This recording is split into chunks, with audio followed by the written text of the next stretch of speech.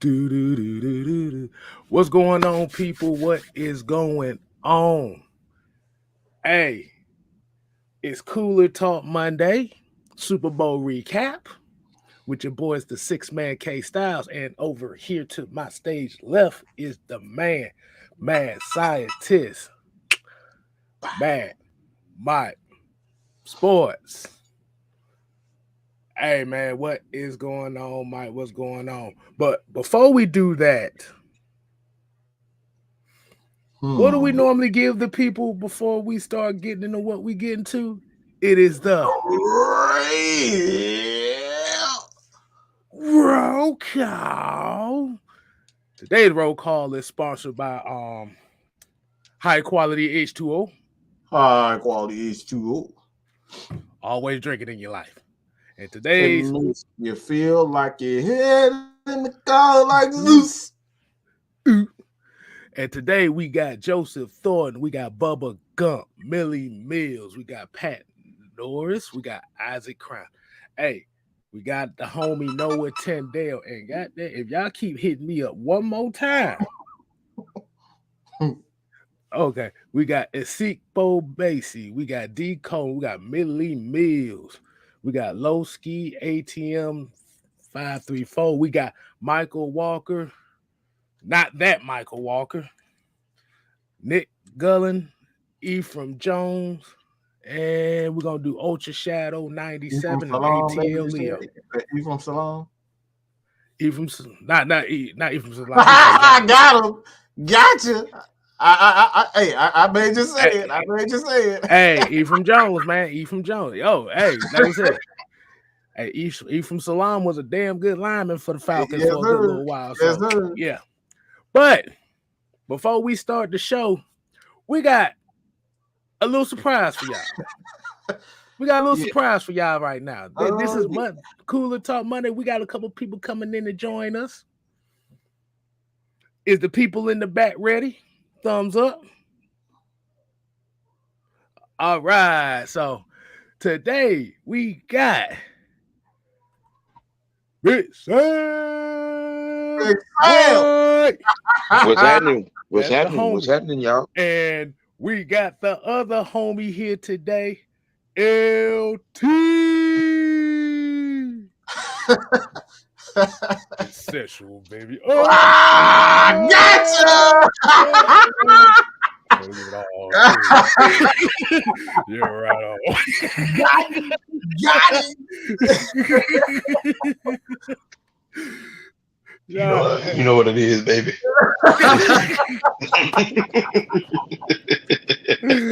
What is going on, fellas? Shout out to Jew Talk Sports in the chat. Y'all make sure y'all show him some love as well.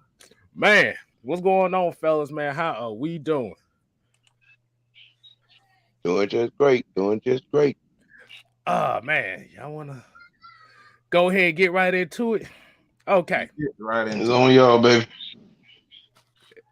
As we already saw the Super Bowl last night, if you were blind or under a rock, you have heard that the Rams defeated the Cincinnati Bengals 23-20. How did y'all feel about this Super Bowl, man? And any one of y'all want to go ahead and kick it off? The ball is in. I'll start off. The Super Bowl. I'm gonna give some credit. I'm gonna give some credit to the Zebras this postseason. It didn't feel like they was, controlling the games. Everybody have mishaps here, and I get that. But for the most part, they didn't seem like they was like really, being deciding factors with phantom calls, blatant non-calls, things of that nature. Pretty much they was kind of out the way, and I appreciate them for that. Watching the game, pretty much it was solid for the most part. I will say that you missed a blatant offensive PI on T. Higgins on that long touchdown. But I will say this, and Mike can tell you, he can confirm I said it last night during the game. We all know how important trench play is. But when you have certain people, well, just put it in basketball terms, a lot of times those great players understood who they were going against, and they always used to tell some of their former team, their teammates, you let a sleeping giant stay asleep. And with that slight altercation on that sideline with Aaron Donald, pretty much was the Bengals' demise. You don't wake a sleeping giant. You leave him sleep. And you notice they were doing all that triple team and everything, whatnot, and he kind of stayed neutralized. But the minute that altercation turned up, I think 2 days later he had unsacked Burrow. You let a sleeping giant stay asleep, especially knowing that your O-line is not strong enough to guard him for 4 quarters. You let him stay asleep. Hey, can I put something up right quick? Go ahead. I'm not gonna say nothing. I'm just gonna put this up. They're right. Anyway, if I would have known that, I would have brought my stopwatch. That was perfect. They're right. Hey, like you said, LT, it was about that time. It's about that time. Man, that's all I'm saying. All right, Sam, man, what you got, man? What was your thoughts on that? For the most part, it was a great game. My opinion on the game, not taking nothing away from the Rams, but I think that based on what I saw, the Bengals lost that game more than the Rams won it. Self-inflicted wounds, and they never solved the problem that they had all year, and that was their offensive line. Trying to wrap it all up, plain and simple. Hey, man, sometimes you got to keep it simple around here, man. Just letting the folks know, man. I'm also going to put this picture up so you can know the power, the power of Thanos. Mm-hmm. But shouts out to Aaron Donald. He had himself a hell of a fourth quarter, so did Von Miller. It was one particular thing that I saw the adjustment that they made too. And this is kind of the reason why we have been saying that Jordan Davis might be that pick. Did you pay attention to the halftime adjustment that the Rams made? You saw big Ashawn Robinson playing a lot more in that second half. Yep. This guy 6'4", 330, so he's a big old dude. Mm-hmm. Opened it all up for Aaron Donald, bro. And they started blitzing. They said, damn that. But let me say this right now. If you look at Joe, okay, I got box score here. Like I said, what you said with the Cincinnati Bengals. Joe Burrow was 22 for 33 for 263 yards and 1 touchdown, right? Right. What if I told you 120 of those yards came from 2 passes? Be factual. Oh, wow. That's a and nice. Guess who? So 120 of the 200. You said 230 what? 263. And 120 that came from 2 passes.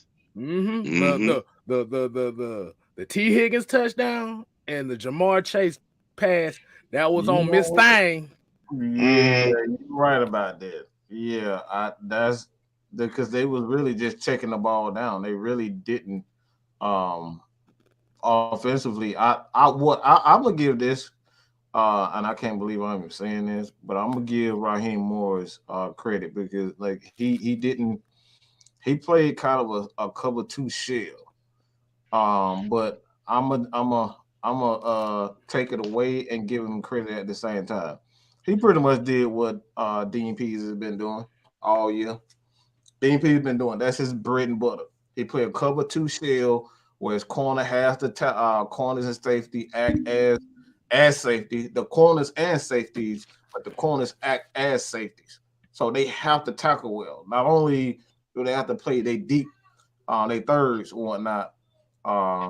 Sometimes they play third, but the corners, they have to play like safeties. And that's what I pretty much saw. They played the Atlanta Falcons defense, okay? Hear me again. If you go back and watch it, it's the exact same defense that the Falcons have been playing all year. The only difference that we don't have an Arizona. We don't have an Arizona and a Von Miller. Let me take that back. We got an Arizona. He's not as good as Arizona, but we don't have a Von Miller. We don't have a Leonard Floyd. But it's pretty much the exact same thing the Falcons have been doing all year. They've been playing that soft cover 2 shell, aka a cloud, and they just all their corners and safety have to tackle well. That's how they won the game. It forced Cincinnati to check the ball down. Hold on. I mean, every now and then he did, but for the most part, pretty much look like that Dan Quinn defense to me. No, it really was. Like I said, it was really at the beginning. It was at the beginning. You're right about that. The beginning. I was saying the beginning looked like that Dan Quinn defense, that cover 3. Yeah, the cup at the beginning. I'm talking more so at the second half. They went to that cover 2 kind of shell. And yeah, that was the difference. They just didn't allow them to go to get the deep pass. And they just took away the deep pass by doing with the Falcons. Go ahead, K-Star. I know you jumping at the bit. So what y'all are telling me by watching this football game that the trenches matter? Imagine that. Why? Wait. So the trenches does matter. Imagine that. I thought that if a quarterback can run, he can alleviate pressure and make plays. I'm sorry. Was there a mobile quarterback in the Super Bowl? Apparently, from what I heard. No, you did. You did not have to do that, Sam. You didn't have to do that. You didn't have to say that. But from what I was told is, if your quarterback is mobile, the trenches don't matter as long as your quarterback is mobile. From what Sam, I'm gonna take your. Sam, let me say something. Mm-hmm. You know, I know your favorite player is LeBron James, but I'm gonna coach your boy real quick. I'm gonna coach your boy. Listen to me good. I ain't gonna be no shade because last night with that mobile quarterback, I didn't see not 1, not 2, not 3, not 4, not 5, not 6, but 7 sacks. 7 sacks. Super Bowl record. For the postseason, like I said, Cincinnati never fixed that O-line problem. That man Joe Burrow got sacked 19 times in their postseason run. Nasty work. 4 games. 4 games. 4 games. 19. That's almost 5 a game. That's almost 5 sacks a game. And I will hope not, but one of those sacks, it looked like Burrow gonna be having another leg surgery. Yeah. They not gonna announce it till tomorrow though. Yeah, they ain't gonna tell it until like a little later on, but like Burrow for to have another leg surgery. But this is why we tell you how important trench play is. If your quarterback is standing upright and he can be comfortable, hey, the sky's the limit. But when your pocket collapsing on you and you steady under duress, not only are you can't win a football game, but you putting not only your team in jeopardy, you put your franchise QB in jeopardy. Mm-hmm. Do you realize that Joe Burrow has gotten sacked almost 75, 76 times this year? Wow. Mm-hmm. Wow. The only quarterback hit more times than Matt Ryan. I'm gonna be honest with y'all. A lot of that comes from Joe. That's what that mobility. That what that mobility come in at, because you think, let me just get the pressure and try to make a player. Nope, you go down. Like that's what happens when you doing, when you a quote unquote mobile QB, because you feel like you could do things because you got them extra. You got that extra superpower in them leagues. Hey, Mike, remember one of the callers that called in a couple weeks ago and said that Joe Burrow was a mobile quarterback? Yes, he did. He did. It's on record. He said Joe Burrow what? He was a mobile quarterback. We had a caller a couple weeks ago. They came on. He said Joe Burrow was a mobile quarterback. I saw one scramble. That the NFL is new. This is what people have been saying all year and for the past 4 or 5 years. That the NFL game has changed, and you need a mobile quarterback to make sure that the offensive line play better. But you get more touchdowns, you get more yards. The offense is so much better. So you mean, what you got, Big Sam? What you got? We do all this talk and observation about these quarterbacks. I myself, for this year, now that the year is over, I myself saw a quarterback get sacked 9+ times, twice. Over 10 occasions, I saw a quarterback get sacked 5 or more times in a game. 10 times this year. And they all were mobile. But people keep talking about the mobile quarterback is the answer to defensive pressure. Make it make sense. You're right. I didn't think about that. You're absolutely right about that. Because at the end of the day, is even if your quarterback can move, you still need guys to hold up. Plain and simple. You can't. I'm gonna use a war analogy here. You can't protect the town without a wall. Right. I got a question for y'all. Because something like really it just crossed my mind. And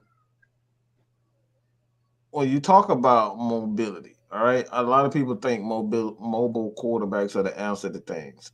But I have a theory.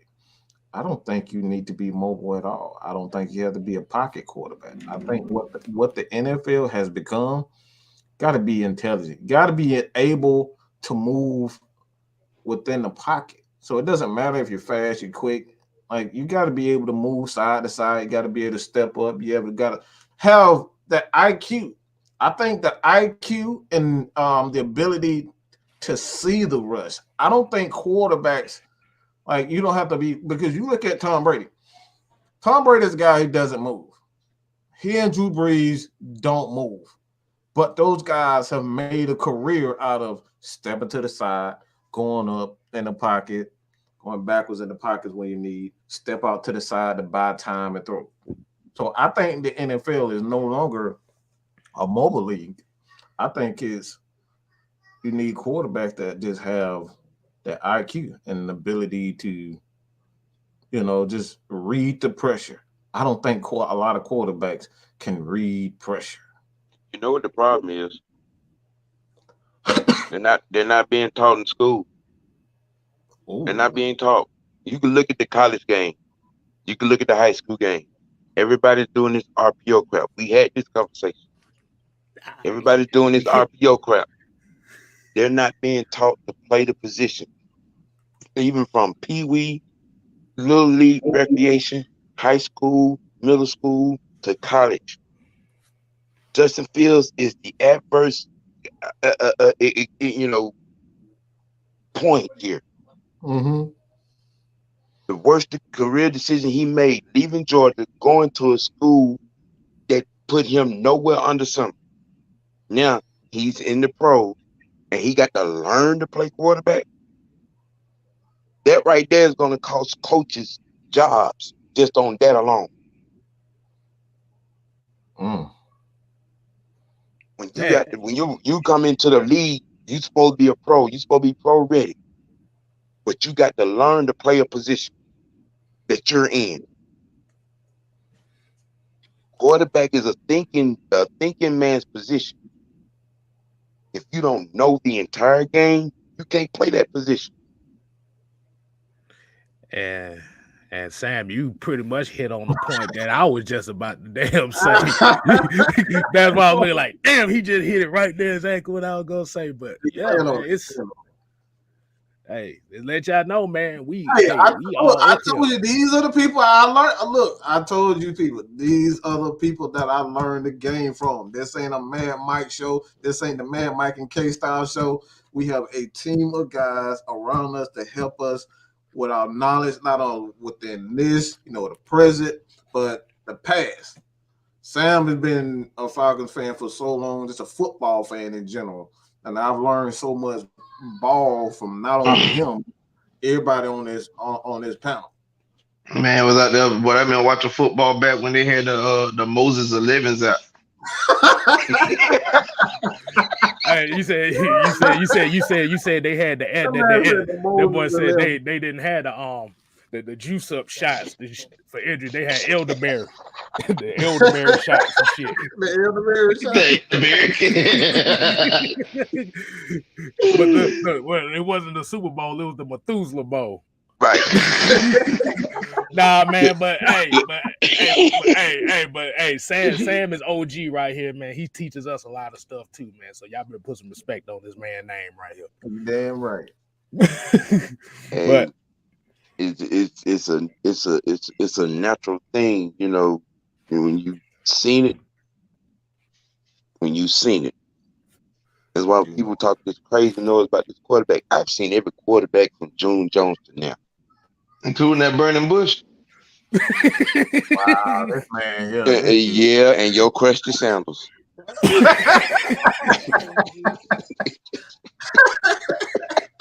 Oh man, y'all leave OG alone. Lord. The shot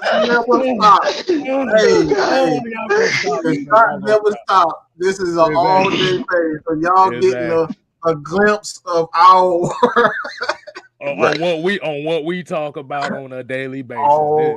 This is what we do.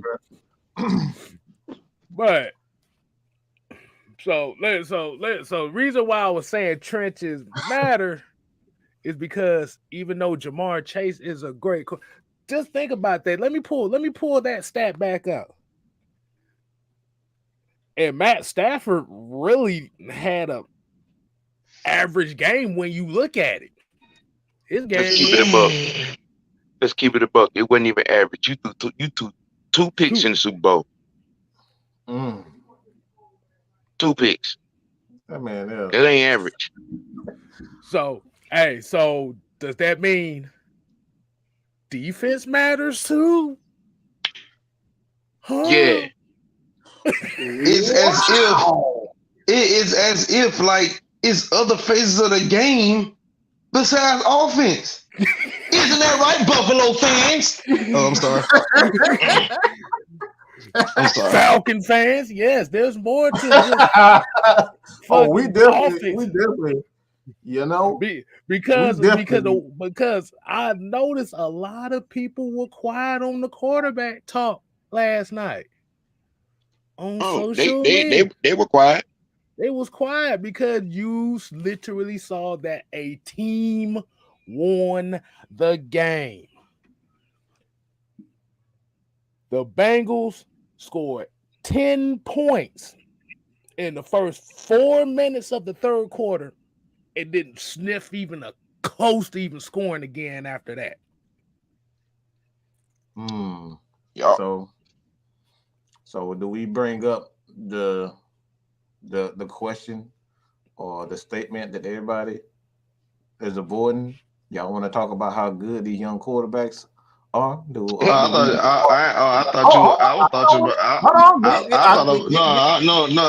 I thought he was. No, the question I thought you would ask was how much fun that Miss Thang and OBJ had on Santa Monica Boulevard last night. Oh man, they right. I know they was like, baby, you want some high did not have to do that. Wow. Take a pose and vogue. I say 10.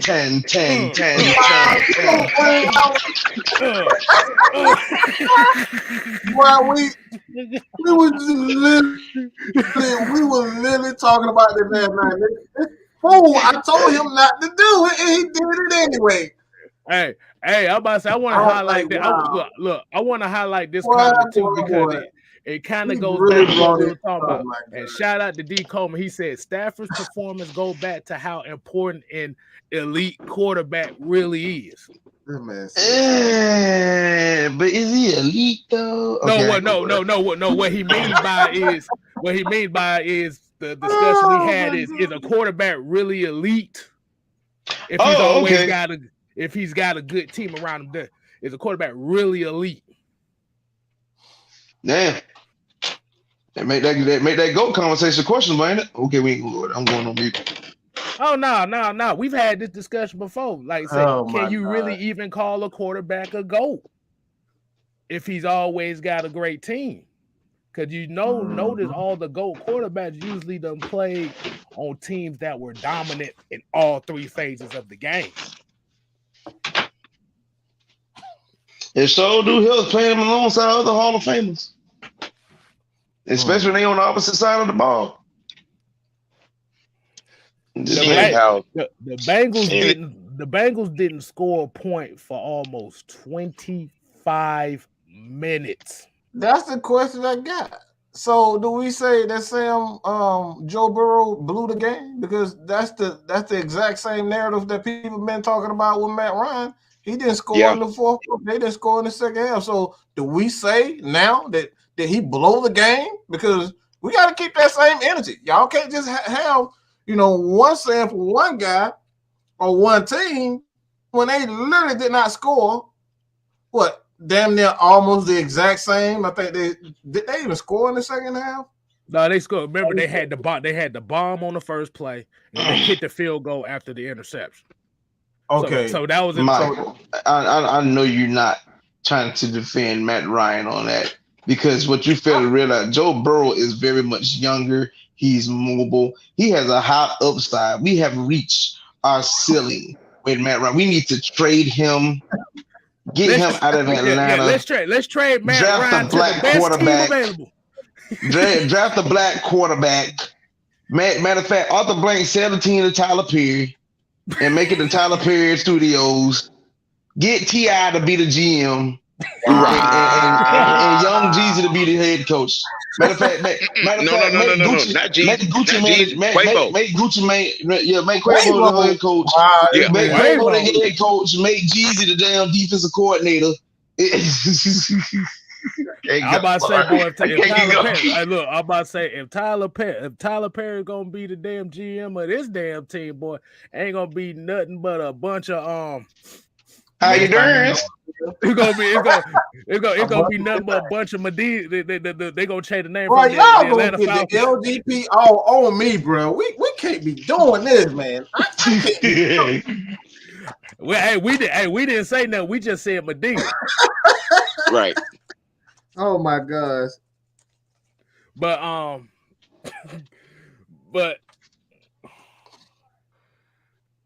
how does it feel to be one of the people that have been harping this whole time that you needed an entire team to win it all and see it coming to fruition? I feel great about it because that's why I said a lot of people didn't like this game because it wasn't the offensive explosion. I loved it. I loved it. Well, you had a lot of people. Good. I don't like people scoring 40, 50 points in the Super Bowl. That sucks. Well, you had a lot of people saying the same thing about that Patriots-Rams Super Bowl. They were upset and mad. Well, you don't like football then if you don't like defense. Mm-hmm. Mm-hmm. I mean, I say it all the time. Football, it ain't pretty. It ain't cute. It's violent. It's fast. It's physical. In other words, ugly, nasty, and good. Sound like look at that. Look at this. Just look at this. Right. Ass all over the place. Ass, right. Goddamn Joe Burrow running for his damn life and getting nowhere. Don't run. Right. Don't run. Right. He running for his life, and it ain't got nothing to do with the fact that you know what I'm saying, whether he know the playbook or not. What did Chauncey always say we need more ass crack. That put that picture back up. Put that picture back up. That's what I'm talking about. Ass all over the place. That's what we're talking about. That's the football I'm talking about right there. Everybody falling all over the place. Everybody falling all over the place. Mm-hmm. That's it. Y'all see, put it back up. Put it back up there. You see that? Y'all see them two? Y'all see them two big bears like locked up? That's what the football all about. But it's about mano y mano. who gonna be the better person on the field. You see how you see how you got one dude got his shoulder pad jacked up, the other one got his finger in the man. See, football used to be a dirty game. And when I played, I remember my defensive line coach would tell me all the time, boy, you got to, when you're in the trenches, you got to be the dirtiest player in the game. I'm talking about Ric Flair style dirty. You got to. Because if you don't, you finna get your ass manhandled out there. Exactly. You ain't got that kind of crazy. But there's also I'm here to tell you, if you ain't no trenches, if you ain't nut checking, you ain't trying. You better nut check, you better punch in the gut, you better twist ankles, you better poke motherfuckers in the eye, something. Oh, don't let it be a pile up neither, boy. That's where all the Lord, boy. It get ugly down there, boy. You hate to be on that bottom. You hate to be on that bottom, boy. It get ugly down there. Everything, boy. Boy, if you got asthma, boy, you don't look. If you got asthma, you don't want to be at the bottom of that pile. But I want to talk about one thing too. I saw some absolute stupidity in this game as well. I want to address this. This was one of the main reasons why we say costly penalties. What the hell was this? Bruh. How you gonna come on? And like they don't allow that on any level of football. What are you doing, bro? Like Cuz really on the field with some in a hoodie and some Nike slide. Nike slide. What you doing?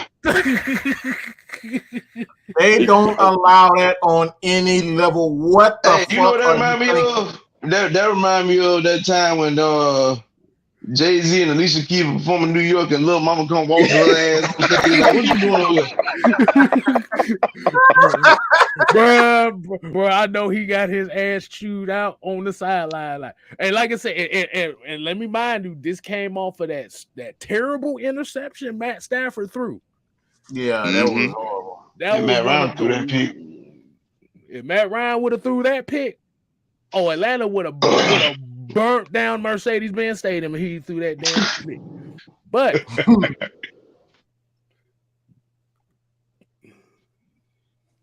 I saw this, man. I absolutely at first I thought it was a fan that just ran on the field. I didn't know it was an actual player until they said the name. I'm like, bro, what? Yeah. Like, seriously, what are you thinking? They don't allow that on any level of football. Like, what possessed you to actually leave the side? Like, what are you? Bruh. You can't even explain that. How the hell are you going to explain that to? Bruh. Go ahead, Sam. He wasn't even thinking. I mean, I knew it was a player when I seen him on the field. I'm like, what are you doing? That's 15 yards and probably a $5,000 fine.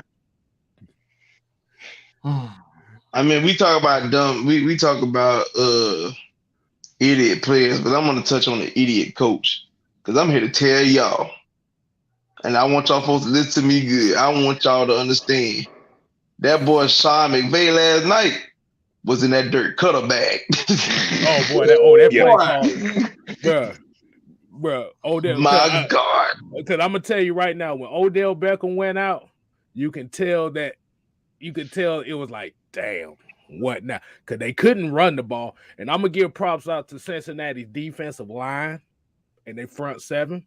They checked that running game. Yeah. Oh, that boy BJ Hill was manhandling. That boy BJ Hill was manhandling that front boy. BJ, he gonna look so good in the Falcon jersey next year. Like I said, they manhandled the running game. But the issue is when that second half came, you saw that Rams pocket getting a lot cleaner. Yeah. It got a lot cleaner. And Stafford just making bad throws. And then like you said that Sean McVay went to the dirt cutter bag. Zach Taylor from the Cincinnati Bengals went in his Kyle Shanahan bag last night. Ooh, you're right. You're absolutely right. Because he's right, bro. Joe Mixon was actually getting good yardage in the run game. Yep. And he started running the ball. Hey, I'm about to say, where have we seen this before? Why is it? We've seen it after coaches after coaches. We saw it with Seattle. We saw it with Scott. Excuse me. Damn, boy, you Shanahan. damn. I feel you, boy. You I just mean, be choking it, choking. hey, don't I be mean, like, but you're right though. He went in his Shanahan bag, and from it was like for most of the fourth quarter, because leading down to the play that I was talking about, that Ramsey fell down on, had Cincinnati made some kind of blocking adjustment, the line doesn't break, and he sees Jamar Chase running down the sideline alone. Well, I'm gonna say that because Mike showed us something earlier. I gotta give Mike credit for that. He showed us something earlier about that play. What? They actually did. They actually did. They actually had the idea of double teaming Aaron Donald. But I really feel like I'm not saying that Raheem wasn't called the right play call.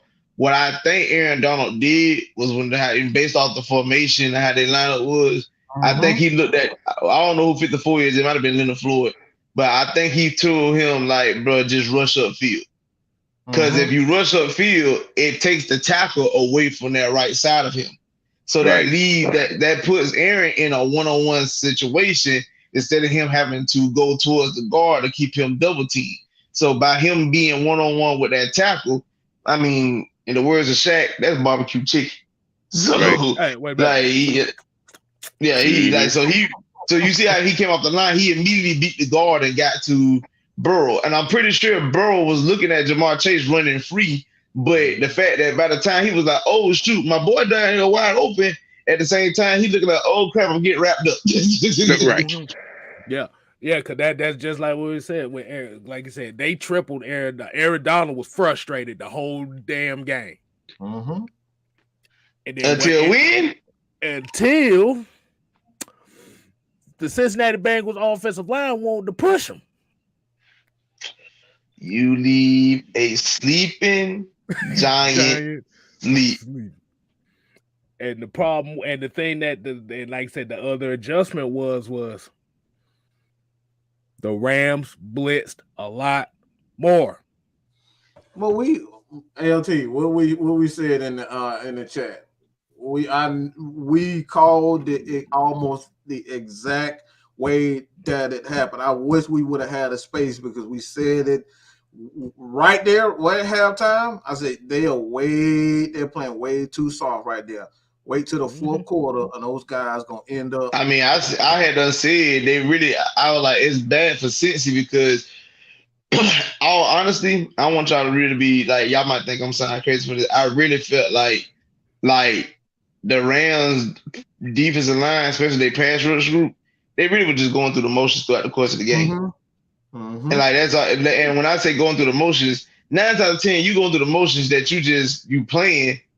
You giving it, but you not giving it. You wait until the right time to actually put some effort into it. And I had started noticing, especially towards that fourth quarter, like they were starting to like turn up a little bit. You know, Aaron was starting to get home. Von Miller and then the floor was starting to get a little more pressure. They were getting a little closer to Burrow. But boy, when I tell y'all between them last 2 drives, it ain't just Donald. Boy, if y'all see, bro, when I tell y'all Von Miller was taking that tackle to school, oh God. Oh boy, bruh. he put a clinic on boy Chuck Smith. Chuck Smith was proud last night. Listen, those last 2 drives, bro, he beat that man to death. Yeah, he did. He beat him to death. I'm talking about, bro. He came. I'm coming off the line of scrimmage, dip, shoulder, got a beat, push him to the quarterback, got a beat, cutting inside, ripping inside, got a beat. Like he was taking that man lunch money. It was ugly. Looking like 2015. Hey, basically, we gotta give a shout out, and this is the reason why I'm on a personal campaign to make sure Terrence Mathis and Chuck Smith get the respect as coaches that they did, because that dude Chuck was like a proud father last night. He was like, I'm telling y'all right now, if y'all want to learn pass rush, if you want to learn D-line, follow Chuck Smith. Go to his Instagram, go to his Twitter. You will learn how to look at the defensive line. All right. And like you said, last night was an absolute clinic, but it was It was the cross chop. Like the dude was just calling out all the moves that he taught him. Mm-hmm. He was just calling them out. This is the reason why we Falcons fan. We gotta get behind our players. We got some great fucking players. We got some great fucking legends. Get behind them. These dudes are teaching the greats. We're talking about a guy. I don't believe he's the greatest pass rusher of all time. I still think that's Reggie White. That's just my opinion. But Aaron Donald is damn sure up there. I don't think nobody look that fucking club move and that bull rush for Reggie White. Look, y'all can say whatever the fuck you want to say. Like I said, I love Aaron Donald, but that damn Reggie White is something different. But with that, you definitely can't deny neither one. But I mean, like I said, Aaron Donald accolades right now. People holler about how it was like he's contemplating retirement. Well, let's look at this man's career. Mm-hmm. Three-time defensive player of the year. In 2014, rookie of the year. 8-time Pro Bowler. 7-time All Pro. 7-time first team All Pro. The man didn't even play second team. He probably missed out the first team All Pro as a rookie by a smidge in voting. So this man has been an All Pro every year, a first team All Pro defensive tackle every year except one. You cannot deny the talent. You cannot deny the grind. The man is something different. He is something different. And I'm like him. I can honestly say you like Reggie White was a beast. Like the man was something, like you said, the man was something special. But I mean, Aaron Donald right behind him. He's like Reggie White. Yeah. Go ahead. No, go ahead. I was just going to say, Pat Norris, he was saying, why don't hire Chuck Smith as a defensive line coach?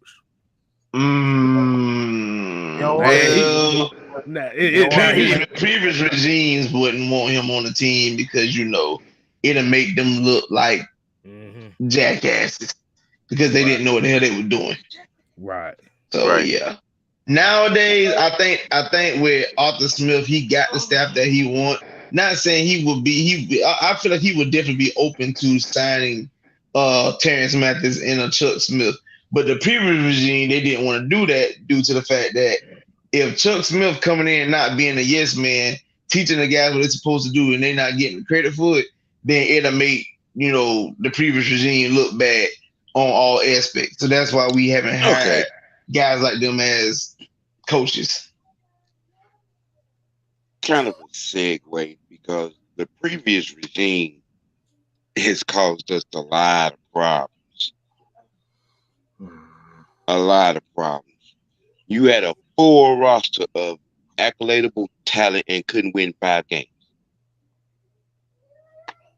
Couldn't win 5 games. This man, Matt Ryan, with a lackluster crew, it could have been 10, should have been 10, but you won 7 games. And y'all out here having this conversation about Matt Stafford is a better quarterback than Matt Ryan just because he got a ring. Just saying. I'm glad you said that because I didn't hear Matt Stafford being graded and goated in this conversation until he went to a team that was actually.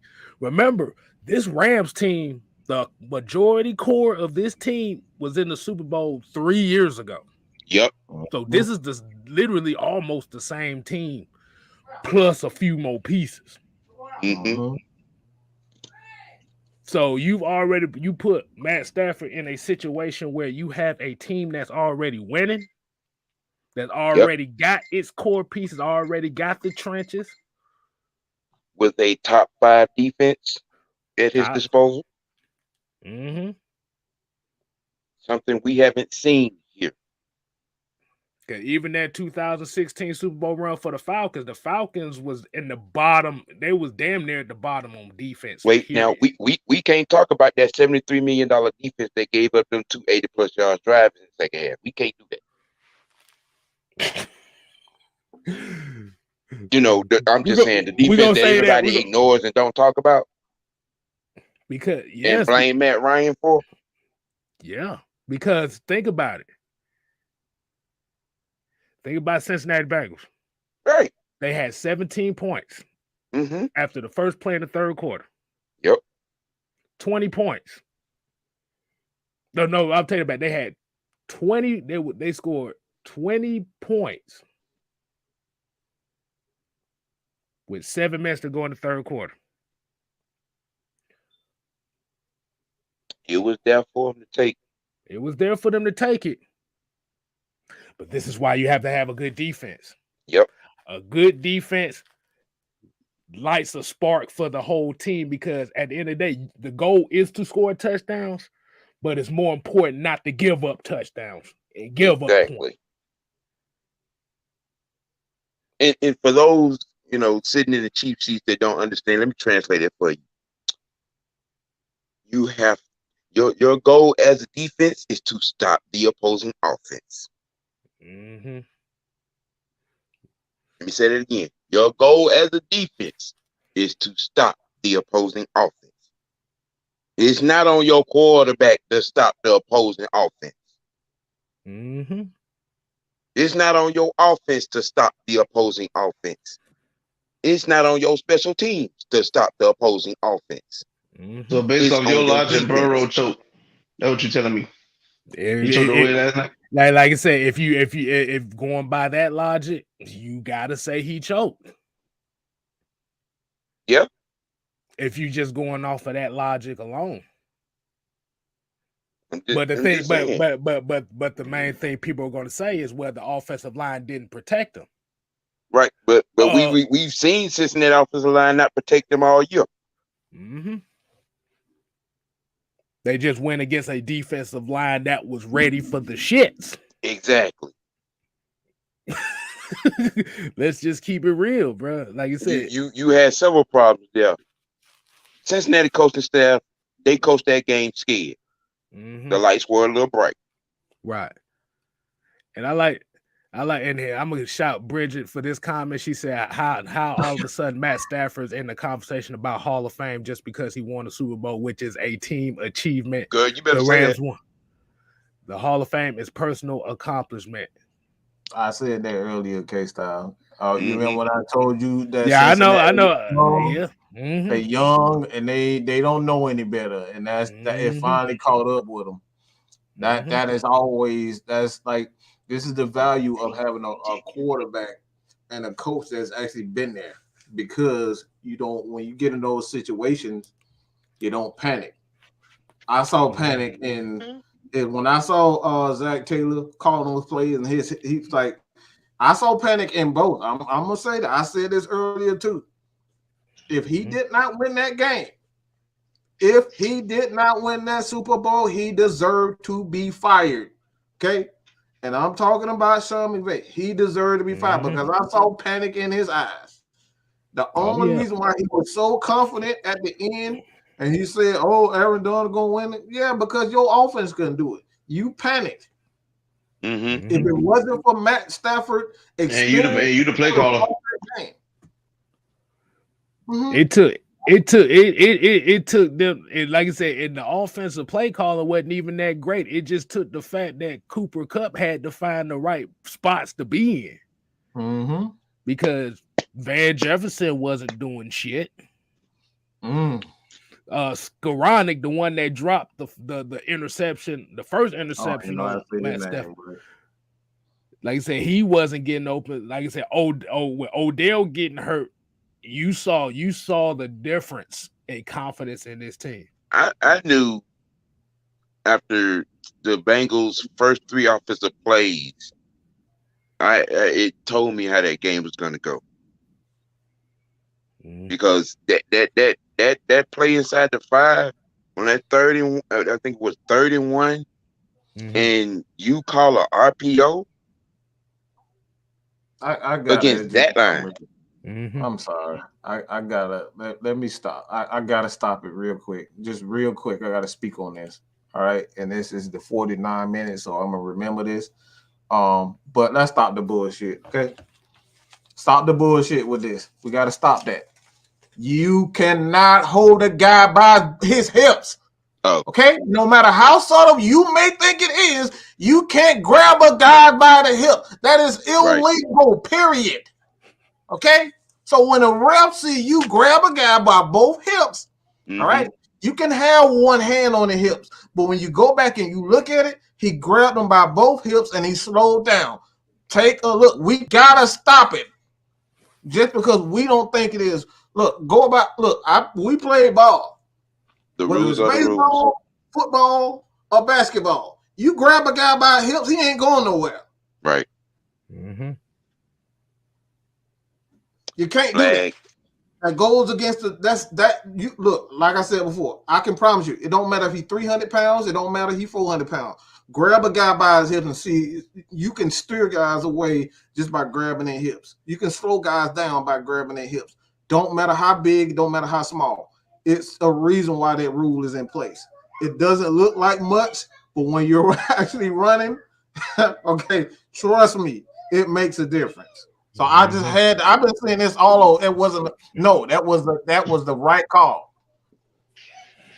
And I want to hold on. One thing. Oh, go ahead. I just want to give this $1 shout out to Jamal Grant. Appreciate the $1, homie.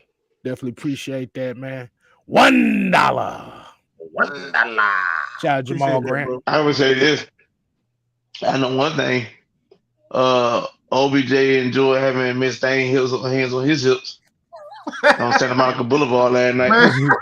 They in the club like, put your hand up on my hip. When I do,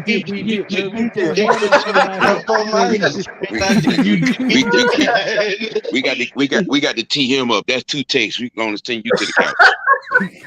What I do? I can't with you, man. I can't.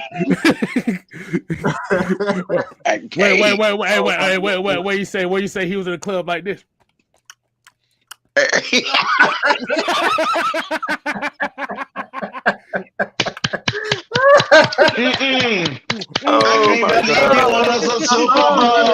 my God! That makes sense. That makes sense. Won us a Super Bowl. Oh my God!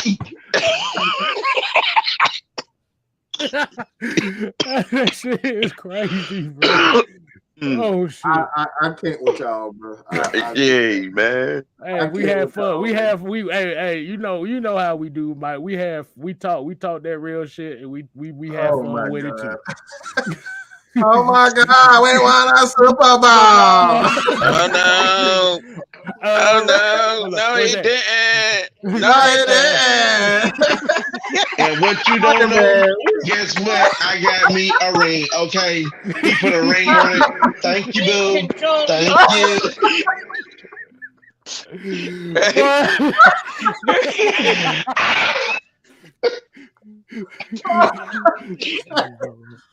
We going to swing. Wait. Say. We going to swinging Richards tonight. We swinging. Them boys on Santa Monica. Boulevard like this.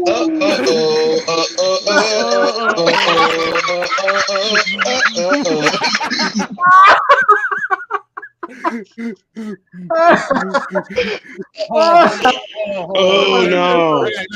Now I gotta do the Mookie Betts thing. He was like, right. Oh my God!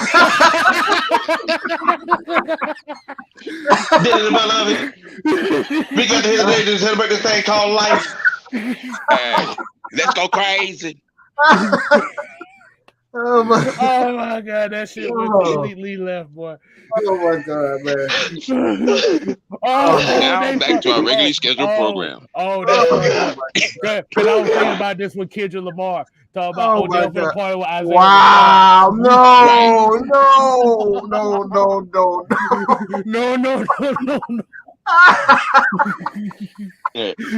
I'm out, dog. I'm out.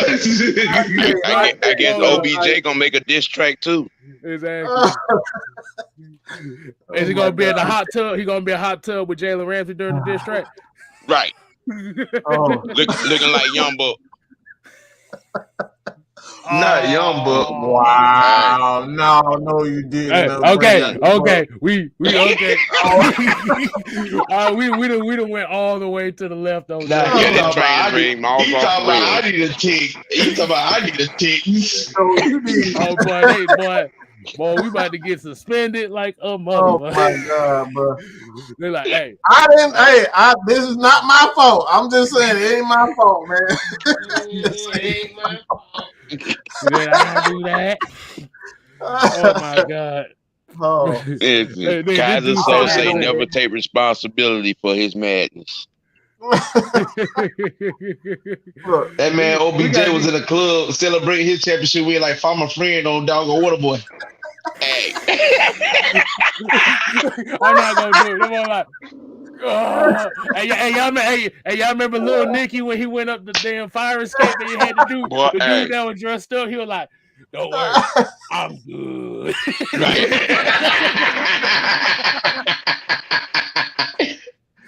Okay, hey, man, my damn head. Oh Lord, my head hurt. Yep. Oh, my my damn head hurt. chest hurt. Y'all got my damn stomach. Y'all need to go watch. Y'all need to go back and look at Lil Nicky when he climbed up that fire escape that had that dude dressed up in that lingerie. That dude was like, "Oh, I'm good." Oh my God. I know. With a whole tutu on. Woody Harrison as that doggone German prostitute on doggone Independence. I was so Right. pretty. I was so Right. pretty. Okay, I was so okay. pretty and witty and gay. I was like, Right. Oh Lord, South Park reference. Okay. All right, I'm hey, done. okay, I'm done. okay. I can't. Oh, goddamn. All right. Trauma Law said cancel culture is on the way. Y'all, it's too late for that shit. All the I'm fucking. a grown ass man. I ain't worried about no cancel culture. Exactly. Right. But Oh my that lets God.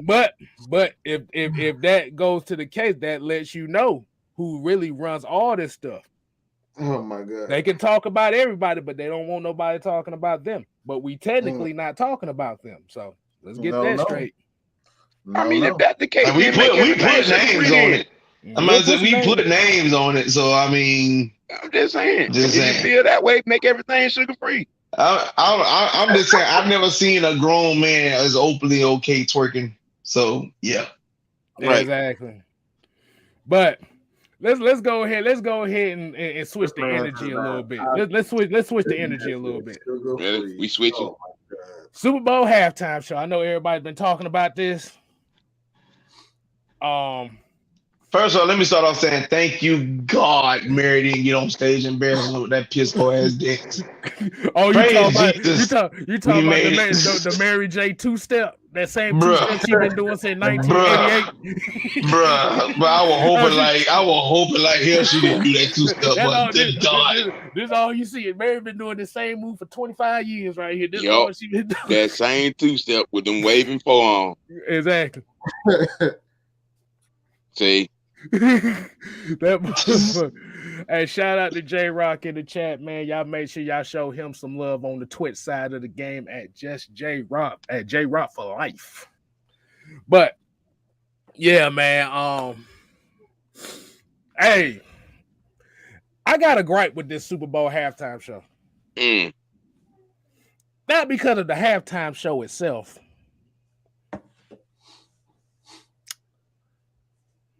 When the Super Bowl was here in Atlanta. Oh my God. How you have Now you see what happens when you put LA legends in a halftime show in LA? Which is the reason why it happened. I knew you were going on that warpath. Which is the reason why it happened. Jay-Z said that the NFL dropped the ball on the halftime show. Yeah, it should have been all ATL. Jay-Z said that. This was his push to make that happen like that in LA. To kind of sort of correct how they screwed up here.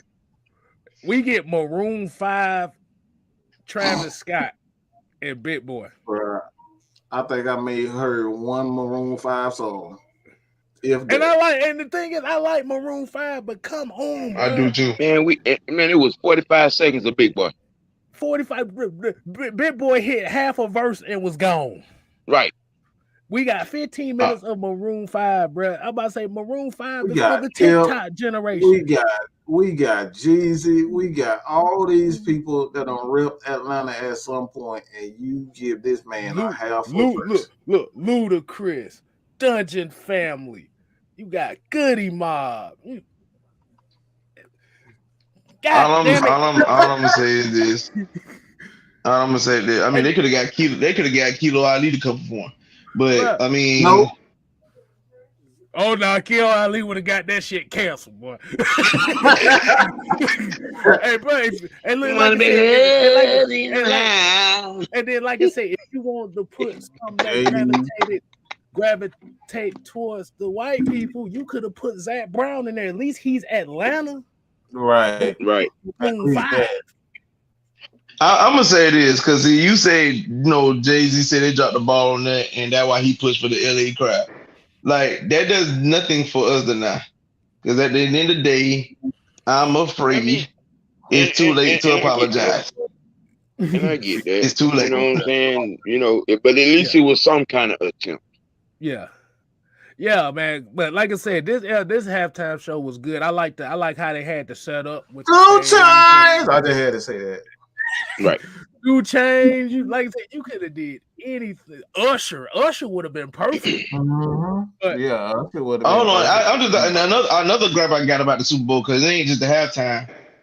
Because I remember when we was campaigning for like coming out to some ATL music in Houston. Now, be as it may, ATL and Houston do a lot of collabs together. Yep. Like we are one and the same. Like we done had T.I. with UGK. We done had Jeezy with Bun B and so on with UGK as well. You know what I'm saying? We done had all these type of like collabs. But y'all told us no. But the very next year, y'all allowed Philly to come out the tunnel to Dreams and Nightmares from Meek Mill, Philly native. Right. This year you had LA come out to Nipsey Hussle. LA native. Why we get disrespected?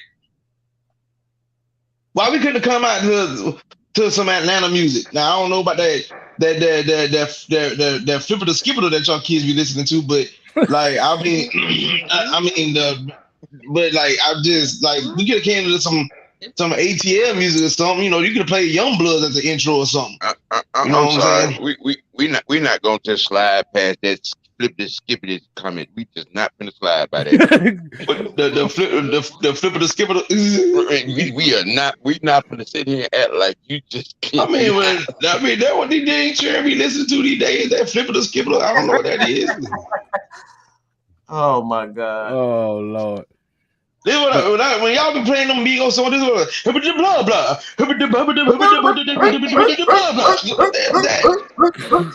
That's all you know. And look, all you see Offset doing this. Snoop, you showing your age right now, Snoop. Look,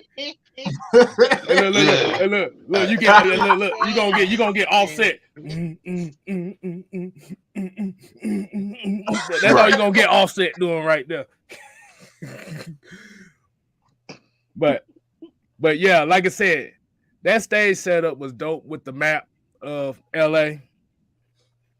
Got these motherfuckers crit walking and shit. This was crazy. I want to send a message to my fellow seasoned individuals in this here particular land. Mm-hmm. Okay. I understand we're old school by nature. I get that. I understand that. But everything is not a contest with R&B OG. This halftime show for this genre was a celebration, and it was what it was, and it was great. Okay, ain't nobody ever said this was better than when Prince performed, or it was better than when Usher or whatever. Nobody never said that. Mm-hmm. Just do your best to enjoy the moment instead of looking to criticize the moment. Mm-hmm. It's wild how times done change. Because I can guarantee most folks that Papa went and bought doggy style back in the early 90s. But your parents, like, you had to sneak and listen to it because all that explicit words that was on the songs and stuff. Right. Like, I mean, imagine being, all of 4 years old and knew the song to "It Ain't No Fun." But If the opponents can't have, if the homies I'm just saying. have, But I'm just saying though. But guess who's back in the motherfucking house with a fact Right. for your mother? I'm sorry. I just had a flashback. But I mean, just now, like, you got synchronized crip walkers in the middle of a halftime. So I thought that was funny. I was like, wait a minute. I mean, that what it was. Ladies and gentlemen, we are hereby at this point, from this point on, saying good night to LT. I'm He has always been getting counseled. off something. He has been muted. He is in timeout. I was like, these motherfuckers, the took crip walking and made that. Everybody all synchronized. I'm like, wait a minute. Right. Shit. They synchronized crip walking in the middle of a halftime show. He tried to go for it. He did it for a second. His old ass Snoop like 60 years old. Trying to crip walk. Listen, he tried to crip walk, but let me tell you something. But them knees. Them old long knees. Them old long knees wouldn't let him break that thing. See, you gotta remember Snoop Dogg built like a praying mantis, so them knees ain't gonna hold up. Right. Hey, well. I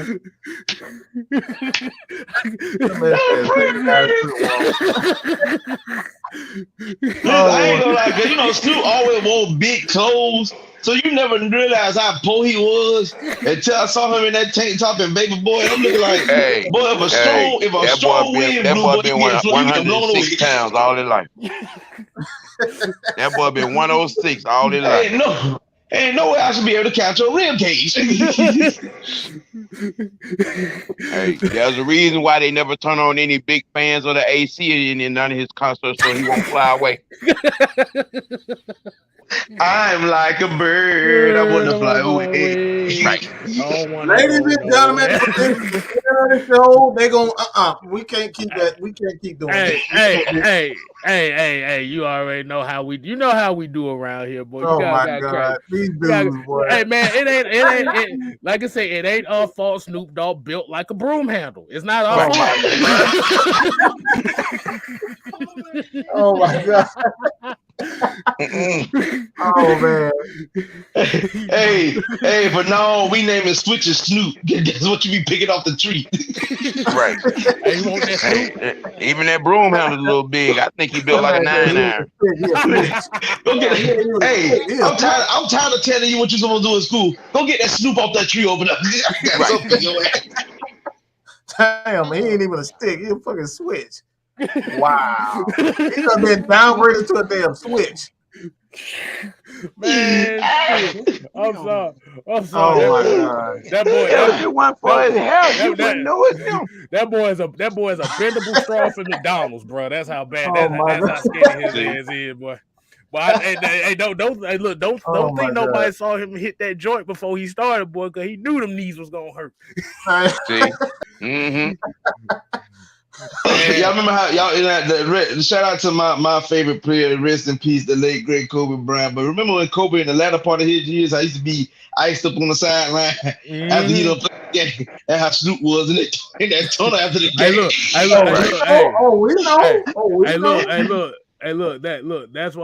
That's why they had them couches on that stage, because they knew their asses was going hold up. Right. And 50 Cent as him hanging upside down, boy. Nah, I'm mad because somebody caught a shot of 50 where he looked a little chunky, and the girl tweeted and said, "Where you ride the big dude, he can't catch his breath." I was mad. I'm sorry, boy, but that upside down shot they caught him on, boy, that man looked like Fat Man Scoop. I'm sorry. Ow. You got a $50 bill, put your hands up. You got a $20 bill, put your hands up. He looked like Fat Man Scoop upside down, bro. Oh my God. Single ladies, I can't hear y'all. Single ladies, make noise. Look like a swole up Chub Rock. I'm going, man. I'm going. Oh man. Oh, y'all remember Steel from Damn Juice? Fair East Side. By the time we start. Oh But- man. But I was talking with my coworker today, and he was kind of made a good jeez. point. He made an interesting point that I didn't think about that halftime show was it was West Coast based, but then you had East Coast artists as well. So and it was like Who? you know Mary J from New York. No, She from Richmond Hill. She originally, it's still the East goddamn coast, nigga. It's still East side. News bad people, don't let them folk fool you. People like Mary J and Keith Sweat, they from Georgia. They about to be East in New York. They from Georgia. She from Richmond Hill. Yeah. Look, But yeah, Mary's two-step was funny as hell. But you know the main, hold on, let me go ahead. And like I said, I'm just gonna put this up here. Like I said, you got legends, Kendrick Lamar. I don't know what was up with the dude with the blonde hair and the blonde beards. I don't know what the hell that was, but he did his thing. Yeah, I'm still confused. I was confused about that. I was like, where are we going with this? But I don't know that dude, but I'm just trying to figure out why Kendrick Lamar like he fit to announce that if y'all don't bring me Bruce Wayne, I'm gonna bring Buck Gotham to his knees. Exactly. Right. Everybody all embrace the crowd. Look like- Looking like. He looked like he a part of the damn Nation of Islam. The way he damn stand. Oh no. He part of the evil arc of an anime show. Right. He would be the perfect antagonist in a hood movie the way he looks. but What you got on my 40, homie? no, in his case he'd be like, what you got on my 40, homie? Yeah, bitch. Oh, look, I know everybody brought up Isaiah Rashad around here, like, hey, that's your boy. Right. But and then, like I said, Eminem was kind of the shocker for me because I wasn't expecting that. You kind of could have expected it, but I wasn't even expecting 50. No, I really. They announced M in it, but I don't remember them. They didn't promote 50, so that for 50 showing up kind of shocked me. Yeah, 50 was a surprise. Yeah, that was a surprise, and That was a surprise. and shouts out to Anderson Park on them drums. The Yeah. Silk Sonic Oh, band, they he did their was. damn thing, boy, and nobody talking about them. So I want to give my roses to them, boy, because they had fun and they Dre did on the that damn thing. computer. Hey, that man was on that damn piano. That Boy, man he- was. This But I ain't gonna lie. Dre showed y'all something. when Dre got on that, when Dre got on that doggone piano, he started playing like that snippet of "I Ain't Mad at You." But I thought Pop done finally came back from Cuba to get on stage for the last time. Listen, it was either that or the hologram. I was like, okay, they gonna do the hologram or this nigga actually coming out for real. But that boy Pop finally decided to leave Cuba, boy. I'm proud. Exactly. And then he just brought it there. Yep. And that's when you really started trying to get your crib walk on right there, boy. I'm down in the low, girls. but outside of that halftime show, there was a little bit of controversy with that halftime show too. Oh Lord. It really wasn't, but you know, some folks got their opinion about it. Mm-hmm. This is why I say it was the controversy because everybody talking about the kneeling thing, and they're talking about the NFL told him not to kneel. You know, Eminem don't give a fuck what nobody says. You know, M is that one kid that when you tell him not to do it, he gonna do it. He gonna damn do it. And boy, and these races online, boy, they was having upset. It was not happy. Oh yeah, they was upset. They was upset about that halftime show. It was like, Where's our representation at, boy? That's how they was thinking. Like, nah, motherfucker, this ain't you. Y'all not entertaining enough. But you won't be getting no Dixie Chicks today. ain't no Celine. Look, ain't no Celine Dion coming out there, motherfucker. We don't want to hear. Time out. Hold on. Now, don't be shooting the straight at Celine. Good God, I need Celine out of this. Need Celine out. Don't shoot a straight at her. She has some good music. Oh, she has some good music. Now I ain't saying she ain't had no good music, but but I know they wasn't expecting that. They probably expected something. Hey, look. Now, if you just said Tim McGraw, go ahead, shoot at him all you want. Oh shit, Tim McGraw. They gonna have Billy Ray Cyrus coming out. Don't tell my heart. Oh no, they mad at Billy Ray. You ain't see Billy Ray nowhere, man. They mad at Billy Ray Cyrus. Really? Yeah, they mad. They still mad with him. They heated. Yeah, they heated.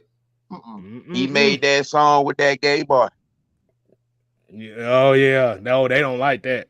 They don't like that. You ain't heard now nobody to it nowhere except for Heels talking about doing Billy Ray Cyrus anywhere. That doggone Billy Ray Cyrus. Exactly. I am making doggone low town country with that boy over there.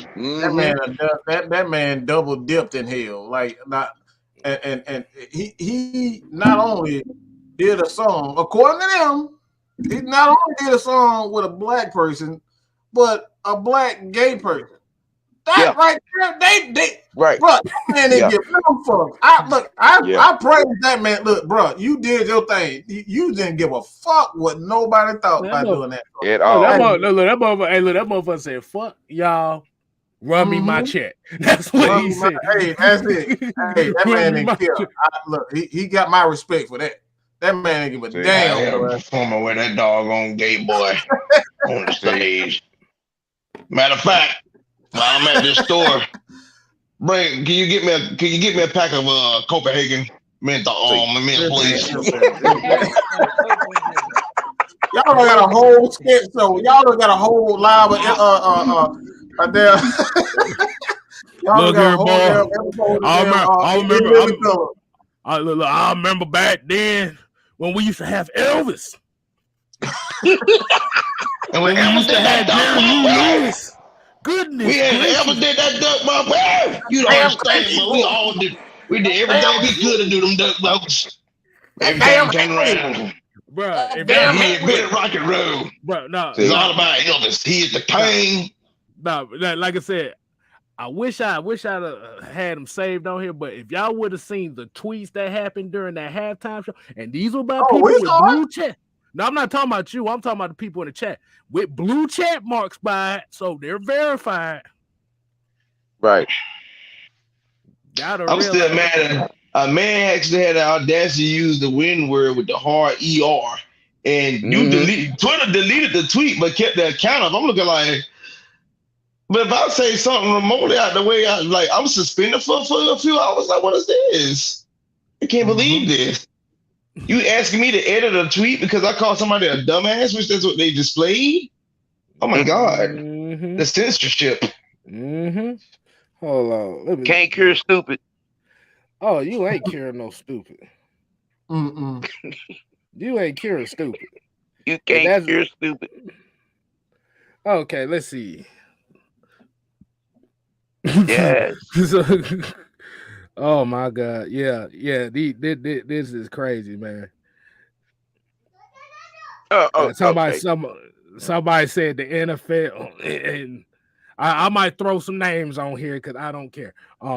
There's a dude named Charlie Kirk said the NFL is now the league of sexual anarchy. This halftime show should not be allowed on television. Huh? Time out. What the hell? What does that have to do with anything? What the sexually what? You say the black woman's ass. Well, that's sexual anarchy? Because that's all I saw was a bunch of dudes and one woman. And it wasn't like she was out here with like some skimpy fit on. She had shorts on. That's what women wear. He just mad because he couldn't kiss on Mary thighs and them sexy long boots. That's all. Exactly. The only thing That's he could, all. only thing he could kiss is a billy goat in the backyard. That's all that See? is. And we got Nick Adams in the USA here said this was a halftime show full of criminals. I mean, he ain't Well, wrong. he really didn't tell no lie. I mean, I mean, can't get mad. yeah. But ain't nothing to Yeah, get mad about here. Probably Mary about the only one that wasn't criminal. Right. Who you say? Mary probably the only one without. Well, yeah, I mean, she just ain't get caught Right. by the police. Somebody said that the halftime show was racist as hell. I'm sorry. You had a whole white boy as one of the damn performers up there. How? Real crack. I'm talking about that real crack. Come on, bring my supply of please, real crack. Oh my I'm looking for some real crack. I'm sorry. Exactly. Hey.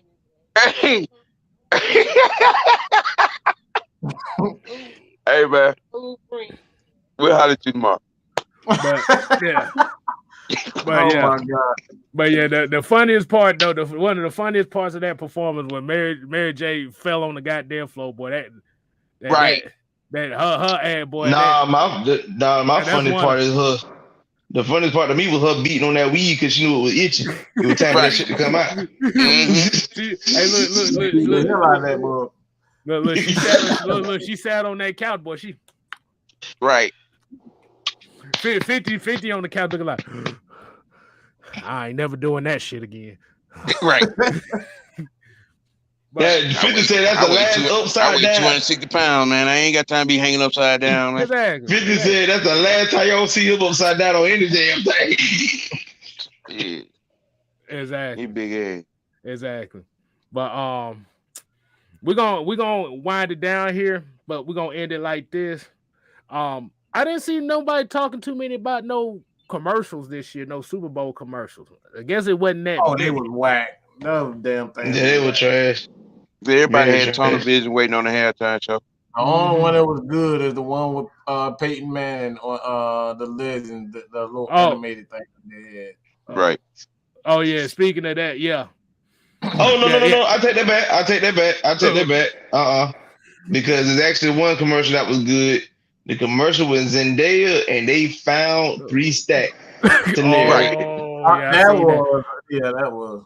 That caught me off guard right there. Looking like, huh? Because it was like most of the commercials they showed this year, it was either NTFs, cryptocurrency, or electric cars. I was like, the fuck? Are we the Jetsons now? This is what we are subjected to? Them damn cars, them electric cars don't work for damn. I know I took a lot of them. Is that we got Teslas and stuff. Everybody talk about the case that Teslas ain't worth a damn, right? Hell, they done recalled a lot of damn Teslas here in the last few months anyway. Right. Everybody think, it's self-driving. Shit, I'm cool. Yeah, they need to recall Calvin really punk ass. Ooh. Oh wow. Hey, let's end it on that. But I'm glad Mike said something about the Peyton Manning commercial because I was like, that was my favorite commercial of the night right there. With this Legends commercial, like you said, you had Jimmy Butler. Serena, what? I don't give a fuck. Serena came in at the end. But the reason why I love that commercial so much because it was actually a play into one of my favorite movies growing up. It actually was a rendition of a movie called Kingpin. Yep. Woody Harrelson. Because if you listen to the song that they used in there, it's the same exact thing. It's the same exact scenario. They just threw Peyton Manning, Jimmy Butler, and threw Serena Williams in there. If people don't know what Kingpin I'm talking about, that's the movie right there. The Rubber Man. The Hook Man. Yep. So okay, so we got about 5 to 8 more minutes. Go ahead, Sam. Get it off your chest, man. What Calvin really do now? Oh Lord, you gonna tell him? I'm going on mute. Right. I'm gonna keep it plain, keep it simple in a few words. Calvin Ridley, coward. Calvin Ridley, coward. Calvin Ridley, coward. Calvin Ridley, quitter. Anyone that is in any kind of agreement with anything this fool has done over the last 7 months, you can get your ass on that yacht with him and go on to Miami. Find something safe to do. We have no room for quitters. We have no room for people that don't want to play the game. That's what you signed up for, right? That's what you put them pads on for, right? That's what you put that helmet on for, right? From Pee Wee League to high school, all the way to Alabama, to the night you was drafted. But you get out your little comfort zone of the summer camp with Dan Quinn, and you get a real coach, and now you don't want to play because you don't want to work hard. You don't want to play because you're scared of the spotlight. Being that number one guy. Step. Kick rocks on the gravel road with open toe shoes, dog. We don't need you, don't want you. Mike, go ahead and put that picture up. I don't think they know what they don't know what they don't know what we talk about. That was taken earlier today.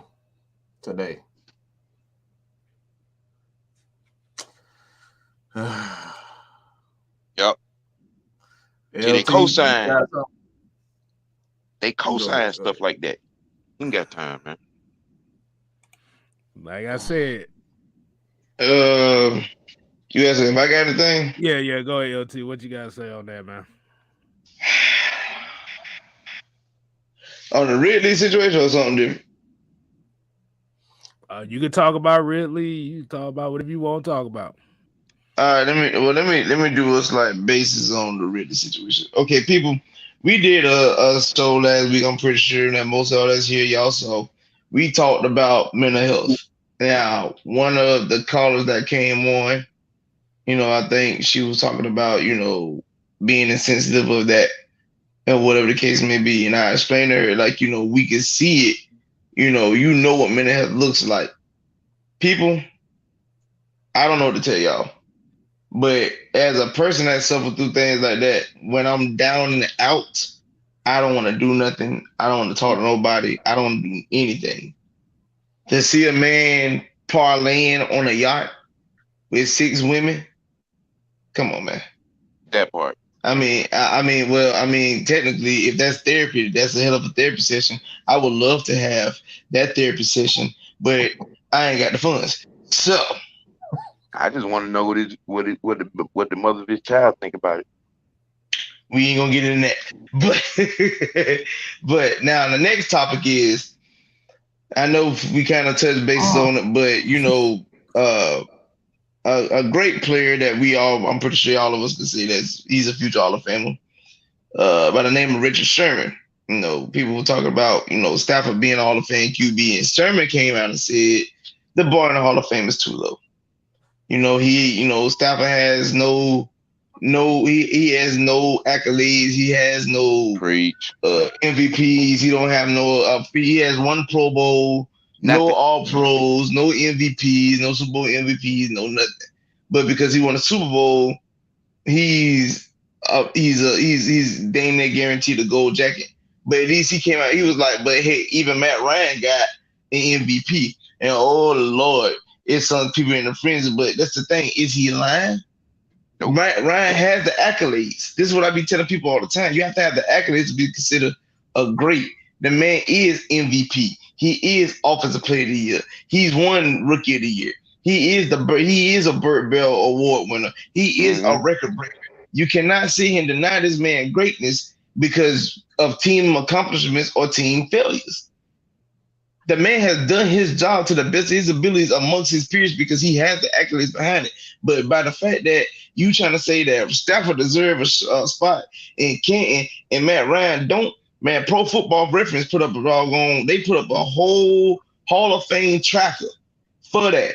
And let me tell you something. The people that Matt was under was the likes of Tom Brady, Drew Brees, Peyton Manning, Dan Fouts, and so on and so forth. Those are great QBs. But when they started the next quote unquote tier, and the last person in the top tier area was like, it was like probably about 10 QBs, but the 10th was like Steve Young. You know the first name under him? Matt Ryan. Right. Makes sense. Why? Because the man get out there and does his job. He do it to the best of his abilities. He has put us in positions to win games, but we felt those short as a team. So a lot of y'all upset because I put out, some people got upset about Twitter because I put out a tweet about Arthur Blank saying Matt Stan. That ain't what he said. I know what the hell he said. Y'all want him going now. But what he's saying is, yes, he gonna want our team to be built for the foreseeable future because eventually we all know Matt ain't gonna play forever. But the man clearly came out and said he feel like he can win championships with this man. That means he's gonna be here for quite some time, whether you like it or not. So you either got two choices: shut the F up and support the team, or find you another team to root for. Because we don't want you. And when you leave, don't come back. Cause we Be changed a lot. like Eddie, be like Eddie Griffin on the Chappelle Show. And when you leave, come together like butt cheeks. Mm-hmm. Like butt cheeks. Like butt cheek. And that's all I got to say. Hey, I want to pig on something. This ain't gonna be my father, but you said one MVP, Offensive Player of the Year, 4-time Pro Bowler. I still say 5 because 5. they be trying to discredit that 18 season. Matt turned it down. That's why they ain't trying to give it to him like that. But he definitely got the alternate spot. Right. So when people say that just because he has that, he's not a good quarterback. Hey, look, hold on. Did you know that there's somebody that has the same exact accolades as Matt Ryan? Who?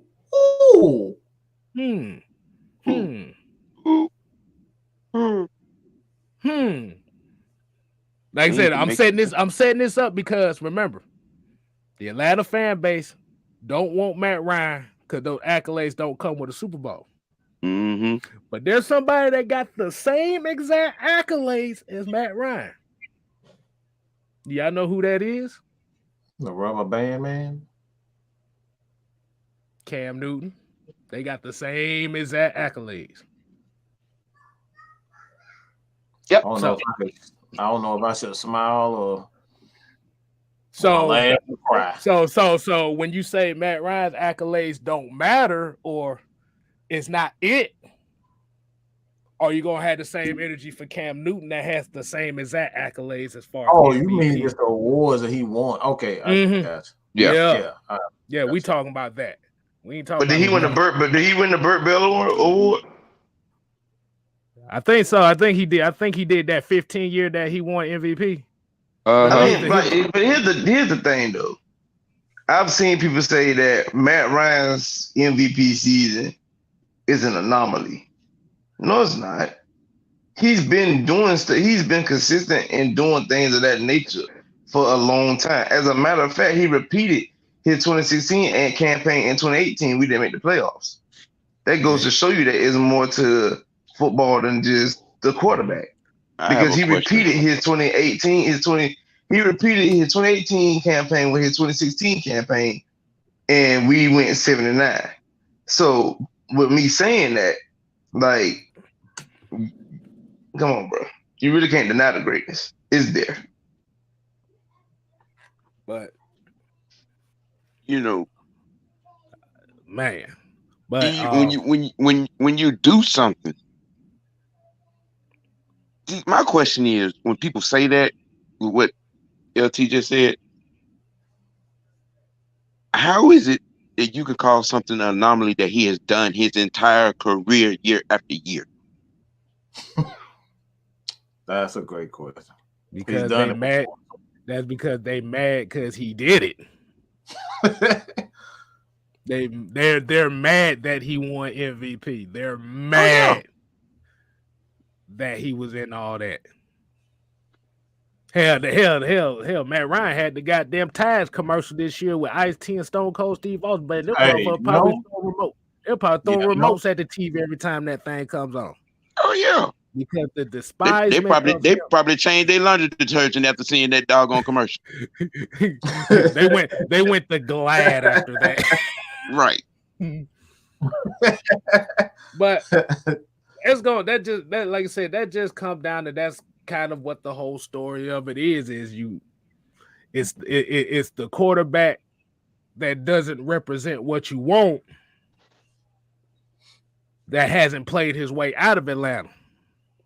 And that's what makes you mad. Mhm. But but this came to also comes to a point when I did a tweet last night when I said, and the trenches matter. There was so many people talking about ain't nobody ever said that. I had to tell one They person. tell a bold-faced freaking lie. I had to tell one person. I said, bro, you don't. This is a Cardinals fan. He was talking about ain't nobody ever said. I said, bro, you ain't been to this Atlanta fan base. He ain't Right. been on the internet. Probably He ain't been on the internet at all. I don't know. And the reason why they didn't. And the thing was, it wasn't like ain't nobody ever said it. It was the fact that everybody said the same exact thing. Ain't nobody ever said it.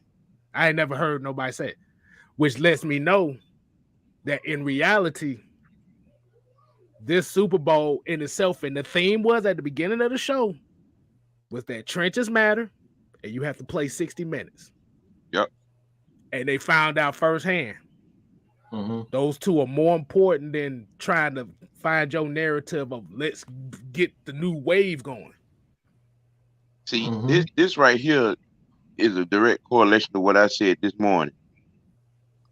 The local media, the national media don't want no parts of this uncomfortable conversation of this civil war here in this state. They push this whole Matt Ryan crap to keep everyone distracted from the actual facts.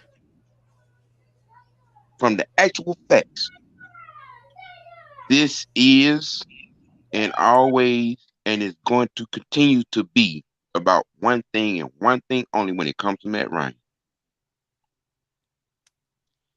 He's a white man playing quarterback in a black city. That's why they don't like him. Period. It ain't got nothing to do with football. Nothing. You know, some of these same fools sat around here and thought we drafted this man to hold down the spot till Vic got out of jail.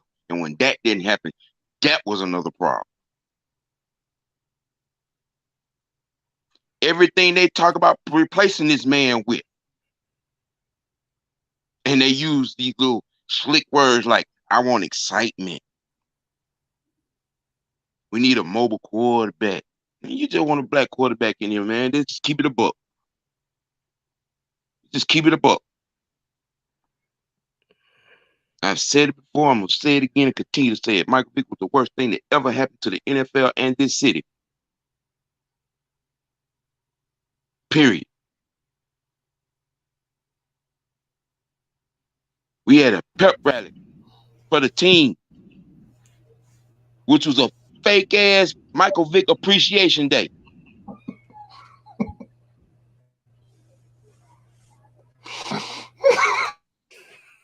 Okay? Come on, man. Let's keep it 100. Let's have the uncomfortable conversation. Because the truth of the matter is, in this situation, with Matt Ryan, it's all about the skin color of his skin, and nothing to do with his football skills. Period. Period. This fan base is the worst and most ratchet and racist fan base in the National Football League. And nobody wants to talk about it. Nobody wants to address it. Nobody wants to have that uncomfortable conversation. You can type it, but you can't explain it. on, where they do that at? Y'all talk about free speech all the time, but when you have the time to explain yourself, what do you do? Oh shit! No! No! No, he did. No! Ah! No, he did. Oh my God. Elizabeth, I'm coming to join you. Oh my God. No, he didn't just say that. Oh boy. They didn't just say that. He said, oh my God, he did not just say that. Ain't nobody got time for the fake, man. Ain't nobody got time for the fake. You get on social media, y'all type it. Don't want to explain it. Mm. You ain't got the courage of your convictions, the particular fortitude, or the balls to explain yourself. Go sit down and have several seats and shut the fuck up. Hey. Oh, And like geez. I said, and the one thing I have noticed too, and Mike, you can be agreeing with me on this. A lot of the guys that have been preaching that have not been on this platform, I haven't seen them in the chat comment on any of our videos for at least 2 months. Okay, Big K. Yo, Every video, every live I've done, I lay that invitation out there. There's a platform for you. Shoot, what the hell? There's a platform for you. I lay that out there. Exactly. They don't answer, and they look, won't, because they all cowards like Calvin Ridley. Hey, look, that's what the whole point of Friday Night Madness was, to get them on here. It really was. It's for them. It's for everybody to come on and have a free platform. Right? Free. It don't cost you nothing. You ain't got to show your face.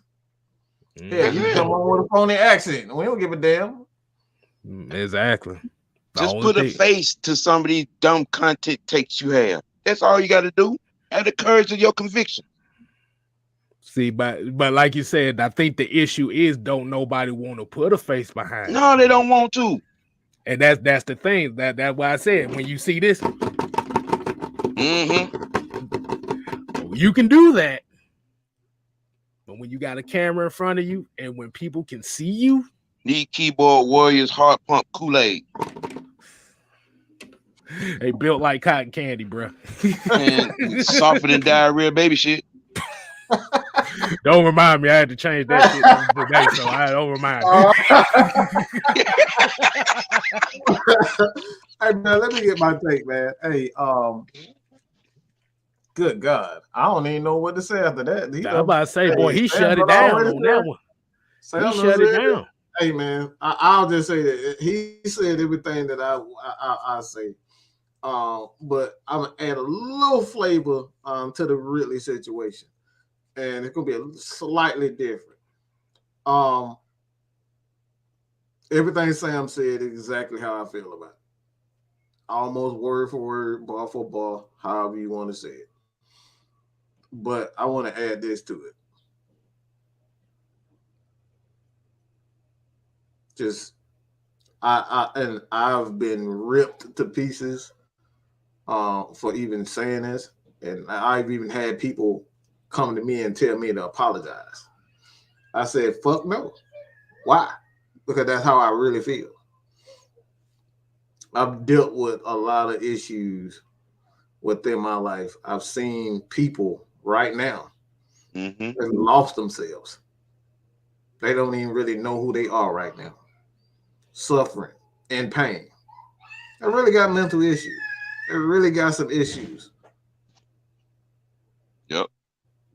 We're talking about real mental health issues. All right, my uncle, paranoid schizophrenia. He got real mental issues.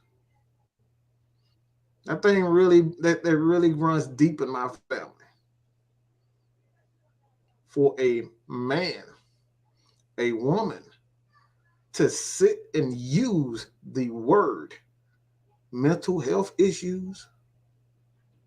My uncle disappeared. My uncle moved from Georgia to Minnesota because he couldn't handle being around people He moved to Minnesota. It's cold as shit. He from Jordan. He moved to Minnesota to be where he can be by himself because he can deal with himself. So when I'm talking about somebody who's dealing with mental health, yeah, this run deep. So for him to use it, and this motherfucker didn't even have the common courtesy, this is what really pisses me off more than anything, not even well over the fact that he used mental health. This is what bothers me most.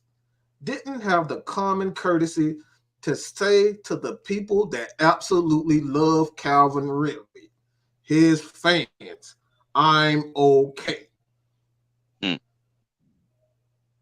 He didn't even have the common courtesy to say, it's okay, guys. I appreciate you guys for, they're sticking behind me. No, that's what he does.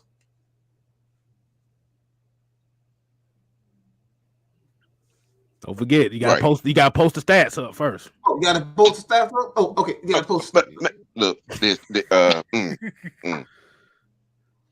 That's what really pissed me off. Your fans, the people that support you. Fuck me. Fuck Sam. Fuck everybody else. The people who support you the most. You didn't even have a common courtesy to say, "It's okay, guys. I'm okay. I'll be fine. I'm going through a tough time right now. I'll be all right." Didn't he have the common courtesy to even tell his fans that I'm okay? And we got fans and people that's coming after not only me, Sam, or whoever don't agree with him. That's the problem that I have. That's the reason why I won't apologize. But here's the interesting thing that you just said on that. Never gave, like you said, didn't give the courtesy to let people know that he was okay. But the people stick up harder for people that want to leave Atlanta than the people that want to stay in Atlanta.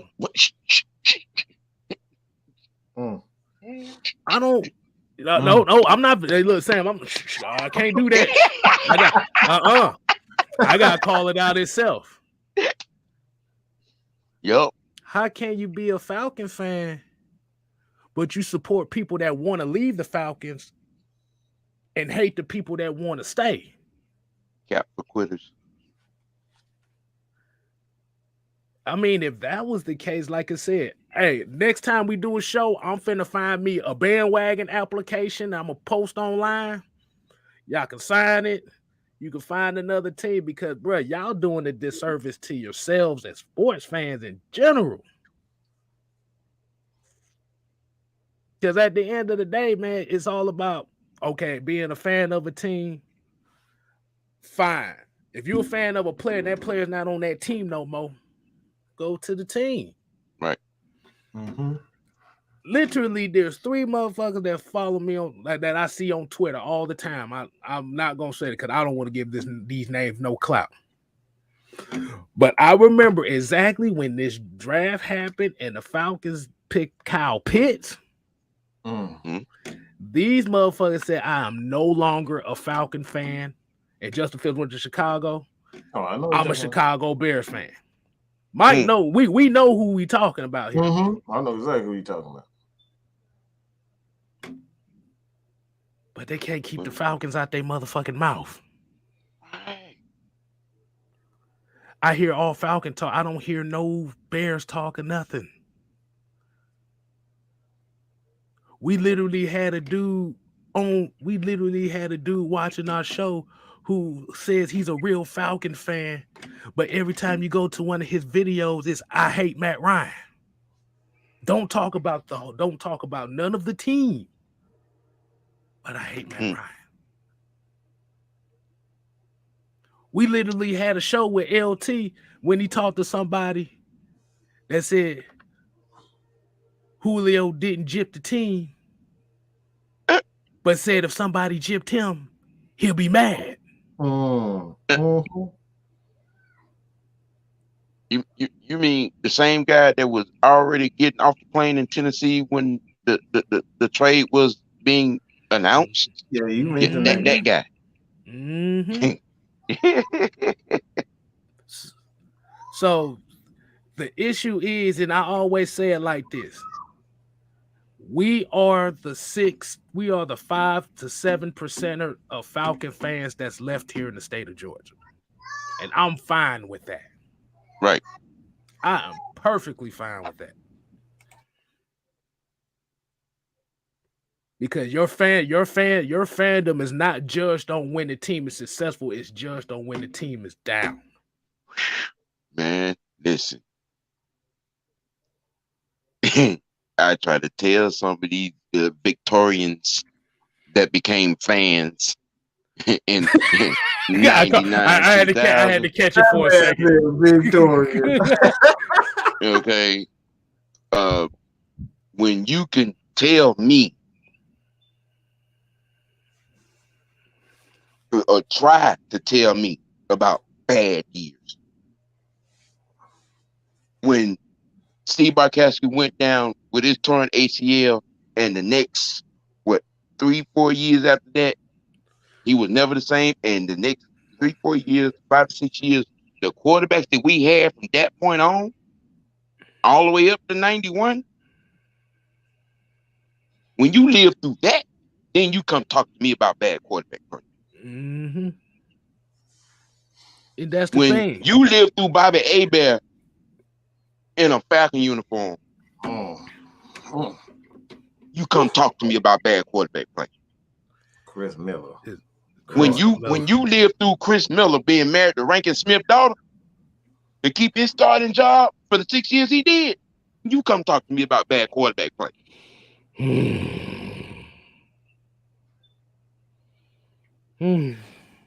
See, don't bring it young when I've lived through it. See, y'all seen Joey Harrington and Byron Leftwich and that mess. What I saw, you want to talk about bad on steroids?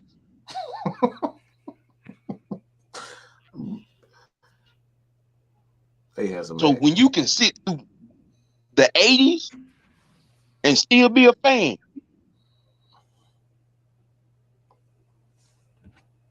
that's when you can come talk to me about bad quarterback play.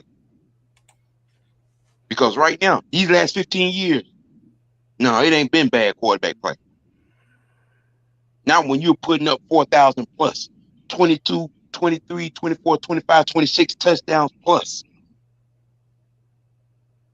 with a 60, 65, I'd say 63% completion rate, with a top 10 QBR quarterback rate. Come on, man. Like I said, the problem they have with Matt Ryan ain't got nothing to do with football. Nothing. That's been the one consistent thing over the last 15 years. Matt Ryan. And you know what the crazy thing about it is, and I'm glad you say that. And I'm gonna go back to what you said earlier about the Atlanta media, the sports media and stuff like that, putting these quarterbacks on this upper echelon, saying that these teams ride and die by these quarterbacks. Mm-hmm. And I think that's the problem, because in reality, that's why we kind of call them casual football fans, because the real football fans know that you ride and die by who is around you. Right. Mm-hmm. No matter how they talent level is, no matter the talent level, you ride and die with the guys that are on that 50 man roster, that 53-man roster. You ain't on that. I'm trying to still figure out how the hell is Matt Ryan the number one trending thing throughout the whole playoffs? Because the uncomfortable conversation is getting traction. It's getting traction. When you say dumb stuff like Matthew Stafford is elite and he's better than Matthew Ryan, yeah, okay, stuff like that. With 0 playoff wins and 2 playoff appearances in Detroit. Yes, exactly. One You Pro need to be Bowl. backstabbed for even that thought of him even thinking he Beat even me up coaching. over here. Like you said, good. Like you said, good quarterback, such and such. And I forgot who, and I damn, I forgot who sent me the tweet, but I wanted to give them a shout out because they were saying it was on our Discord because I think was it Rashad that said this where he was talking about the people are going to be mad at this Super Bowl. They're going to be mad at this Super Bowl because it was talking about It pretty much proved that Yeah. that the trenches are the way to win. but that and the fact that Matthew Stafford went to a team that was already established and won a Super Bowl. Which puts the point that you got to have a quarterback is nothing without the talent around him. That's the history of the game itself. You can go back to Joe Montana. Look at them 49er teams. Tell me how many great players he played around that 49ers dynasty. Steve Young, John Elway. Well, Joe my GOAT. Oh no, he's gonna be the GOAT. But what I'm saying too is you gotta give credit where credit's due to the people of course. around them. All 4 of those Super Bowl wins for Joe Montana. You had a number 2 defense, 2 number 1s, and a number 4. Right. Exactly. So the thing is, and I made the comment. I said, this is the comment I said. And this was the most general comment that I ever said on anything. And I got so much flack. And it was like, I said, and they said the trenches doesn't matter. Right. Well, I got so much damn flack for that damn comment. I'm like, that is so general. It's nice when Mad Mike doesn't get it all. I like can breathe sometimes. Oh yeah, and it was, I think it was one of your arch nemesis that commented on it too. Oh, that bitch. Oh, okay, I got you. I mean, it's going on right now, K-Style. It's going on right now. That shit is crazy. It's going on right now. And like you said, you got Tom Brady just played till he was 44. Aaron Rodgers is about to be what, 39? But Tom the GOAT, Aaron Rodgers, he's a great quarterback. He got a ring. But our Matt Ryan, he outdated. He too old to play, and the man just turned 37. But the thing, retired at damn near half a century. He just damn near retired after half a century. So basically, what you're saying, I'm gonna keep it short and simple here. So basically, you're saying that the greatness conversation is subjective based on the quarterback. Pretty much on the popularity of the quarterback. Because because like you said, if a Super Bowl guarantees you a Hall of Fame, why isn't Brad Johnson in the Hall of Fame? Why isn't Trent Dilfer in the Hall of Fame? Why is Trent Dilfer in the Hall of Fame? Jeff George. Eli Manning has 2 Super Bowls, but nobody ever considered him a top 5 quarterback. He got more Super Bowls than Aaron Rodgers and Drew Brees combined. I mean, he got the same amount. And he owed both those rings to a top flight defense. But the rings is all that matters, right? Right. Don't matter how they get. They changed the narrative when it comes down to Eli Manning. They changed the narrative when it comes down to Matt Ryan. Yep. And they want to big and uplift Aaron Rodgers. They want to uplift Tom Brady when it comes down to certain things. They don't want to talk about the good coaching stuff. They don't want to talk about the good defenses and the players that's surrounded. They don't want to talk about that type of stuff. That's another point, Mike. Ryan, y'all want to talk about Tony Gonzalez. Y'all want to talk about Julio Jones and Roddy White. All of a sudden, Roddy White is a Hall of Fame. Like, he's the greatest wide receiver to ever play the game. Like, what we do that at? Julio Jones is rotting in hell, right? Rotting in damn Tennessee. He can barely walk, and y'all up here talking about he made Matt Ryan. No, like I said, I'm sorry. Where does 5,500 yards make out of what 55,000? Barely 20%. Make it make sense. Yeah. Like you said, Nick Foles going to the Hall of Fame, Joe Flacco. Like you said, if we're just gonna make the Hall of Fame ring based, there's some Hall of Famers you need to take out of the Hall of Fame. That's another. We gonna end it because that's a topic that I want to talk about. Yeah, because with that logic, Jim Kelly shouldn't be in the Hall of Fame. Dan Marino shouldn't be in the Hall of Fame. Dan Fouts shouldn't be in there. Fran Tarkenton. Let's see. Kelly. That's a lot of guys that shit. Right. Warren Moon shouldn't be in there. Randall Cunningham shouldn't be in there. Exactly. And even on that note, we talking about there's always this narrative that he's a stat pattern. It's like if that's the case, what the fuck is Tom Brady doing? He's 45 years old. He's the I got a coaching question.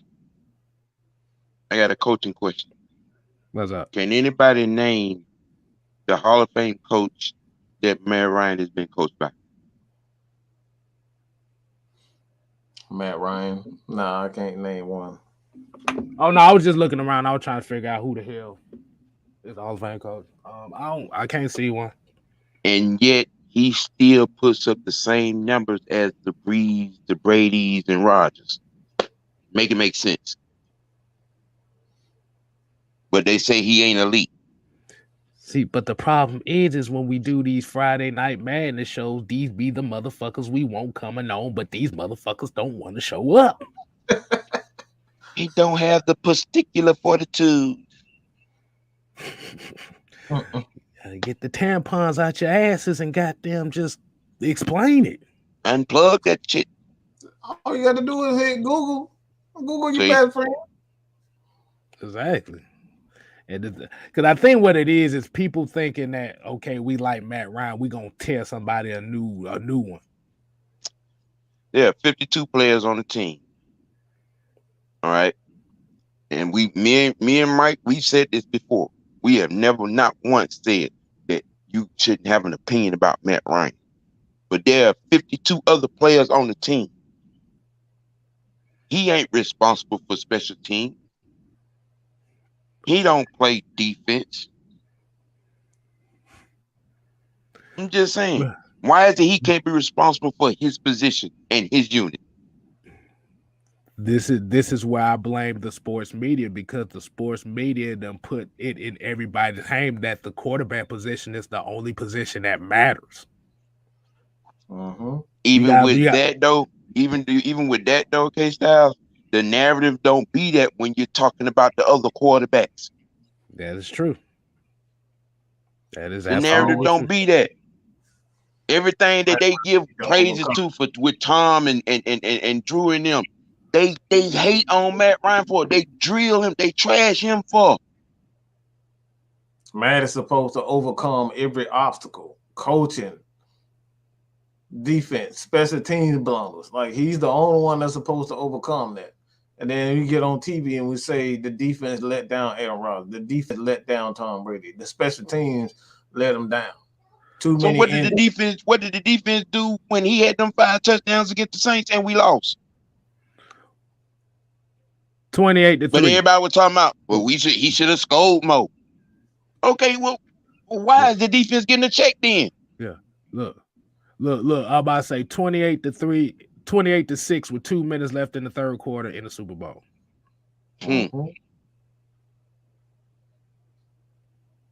Yeah, he could have scored more points.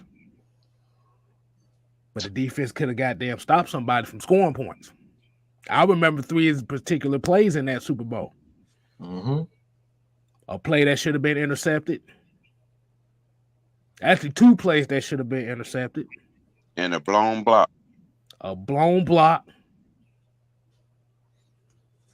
And the fact that the Patriots, James White has the Super Bowl record for most receptions in a Super Bowl with 15. And this is the motherfucking third down running back. That part. We played the Lions a couple years ago. We scored a touchdown. We lost the game in less than 40 seconds to a team with no timeouts, down by 6. We lost the game to the Cowboys on a special teams play, onside kick with 6 of our players around the damn ball. Well, you talking about somebody upset. That was, oh my God. Man. I don't think I've been that mad in such a long time. That was the Right. one of the worst losses I've ever seen. But he told Todd Gurley not to score, and he scored anyway. When have you ever heard, like I said, Ed, when have you ever heard somebody say, bruh, don't score a touchdown? We need to secure this win. And to be honest, when he made that run, he thought he was going to hit some linemen. And when he hit the hole and didn't hit that, I mean, his momentum took him on in his own. They pushed his ass in the end zone, too. Let's just be honest with you. So when we start talking about narratives, this is why we have to say was you got to keep the same energy for everybody. I mean, at the end of the day, even though Aaron Rodgers has that Super Bowl win, what's been the excuse the last 12 years in the playoffs? Yup. Everybody talking about the mobile quarterback, and the mobile quarterback, the running quarterback is what we need. You've noticed all these running quarterbacks getting hurt because once you outside that pocket, once you pass that line of scrimmage, you're not a quarterback no more. Anything goes at that point. You're a runner. You have more protection in the pocket than you do outside of it. Yep. And if you come to practice on time and you're in the classroom and paying attention and studying film, the game will slow down for you, and you are able to read defenses, make check downs, do audibles, and all the things that Matt Ryan do. Right. Yeah. They like Nick Gullen here said. Like Nick Gullen here said, I don't blame Gurley for scoring. The offense scored. That's what they do. The defense. That's exactly what we're talking about. You give up a touchdown with 50 seconds to a team with no timeouts and 4 throws. Yeah. Essentially, that's exactly what happened in the Super Bowl against the Patriots. They dinked and dunked us to death, which is why we don't like the cover 3 defense. The cover 3 is not going to work if you don't have a continuous defensive line. Gotta have a D line. Consistent defensive line.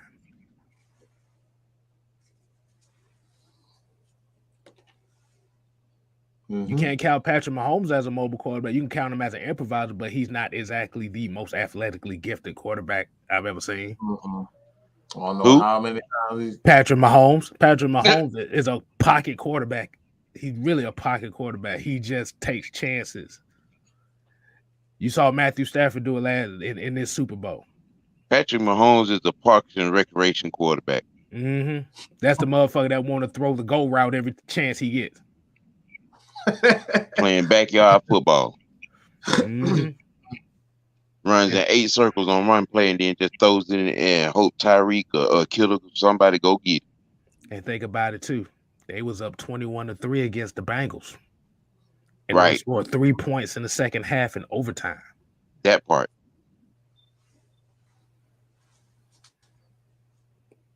So we have to look at it. We gotta do better, man. As fans, we have to do better. Jacksonville Jaguar fans showed us what a fan base should be. Hell, the motherfucking Browns, the Browns and the Bills that showed us what a fan base been like for the last 20 years. Yeah, that is true. But I'm just, a clear example to me was this year against Jacksonville. You did 20 minutes before the game, you'd have thought the game had started then. And from that point through kickoff till the clock struck zeros, them folks was at the top of their lungs. But we got motherfuckers smoking blunts in at our stadium and leaving after the first quarter. Right. Walking across the street to Vine City to get that hit. We chiefing in the stadium. Right. Really? On IG Live. IG. On IG Live. Getting told, got opposing fans telling you to get the fuck out of my stadium. And Right. you the home fans. But then you want to sit up on social media and holler about, well, I'm a season ticket holder. If you're a season ticket holder, quit selling your damn tickets to the damn opposing team then. And like you said, you have to understand too. You got people that work on Sundays too, and we understand that part.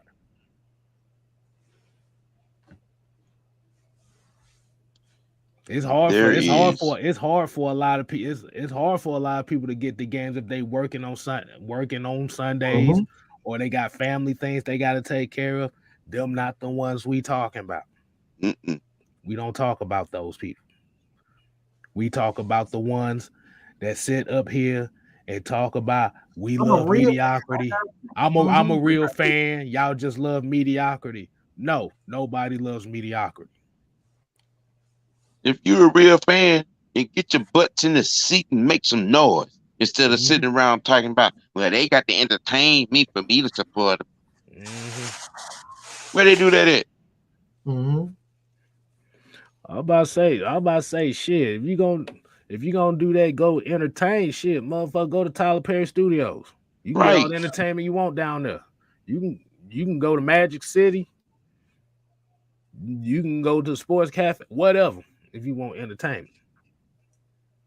You think them fans in the 60s, 70s, and 80s was sitting there hollering about they want to be entertained? They was there to cheer the damn team on. See, I think what it is too, and I want to end it on this note. I think what it is,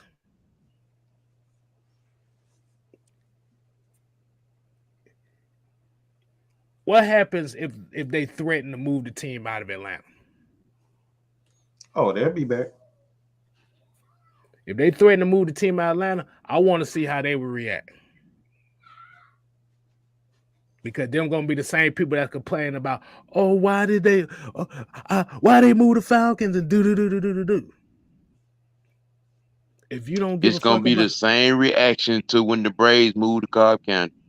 No, I'm not even. Yeah. Like I said, it's gonna be the same reaction. Everybody looking stupid. The check has already been signed, changed hands, and Kasim Reed was up and out of town. Yeah, like you said. And like I said, that was just Cobb County. I'm talking, and like I said, we talking about if they just moved the Falcons out of Georgia, period, and moved them somewhere else. Boy, look at him. And I think we need to make that a question. We need to make that a call. Oh, we got a lot of them tonight. We got a lot of them tonight. So that's gonna be one of our calling questions. If they decide to up and move the Falcons, because they've already almost did it twice. Right. And every time they did it, all the complaints like, oh, please don't move the team. Please don't do. Third time's a charm. If they feel like the fan base don't want nothing to do with the team, like you said, Arthur Blank ain't got that much time. It's not even a guarantee the next person that gets the ownership of the Falcons is going to even stay in Atlanta. Exactly. I mean, if y'all want, y'all can go back to being Cowboys fans and 49er fans. I mean, that's perfectly fine. But I don't jump on bandwagons, bro. I don't jump on nobody's bandwagon, bro. I can't do it. Because I'm going to tell you, me personally, I'm not trying to be a state like Alabama where all I have to root for is the college team. I'm not. I will stop watching the NFL if the Falcons moved out of Atlanta. Boy, look at him. I'm dead serious about that. Yeah. I barely watch any. Like I said, I'm just gonna be honest. But on that note, man, we're gonna end that for the night. Man, y'all got some serious ass talk at the end outside of that crazy ass shit we was talking earlier.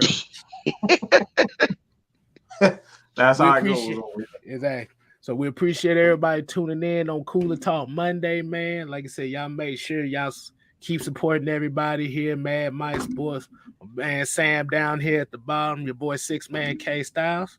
And we always say, oh yeah, St. Louis butthurt about that shit too, about the Rams winning Super Bowl here in LA Oh, too. Right. Yeah, They left butthurt Oh about it. yeah.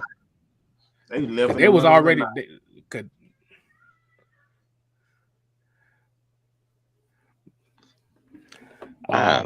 But like I said, hold on, let me get it. Here comes Yeezy again. What he said: if the Falcons move out of Atlanta within a year, another team will come to Atlanta.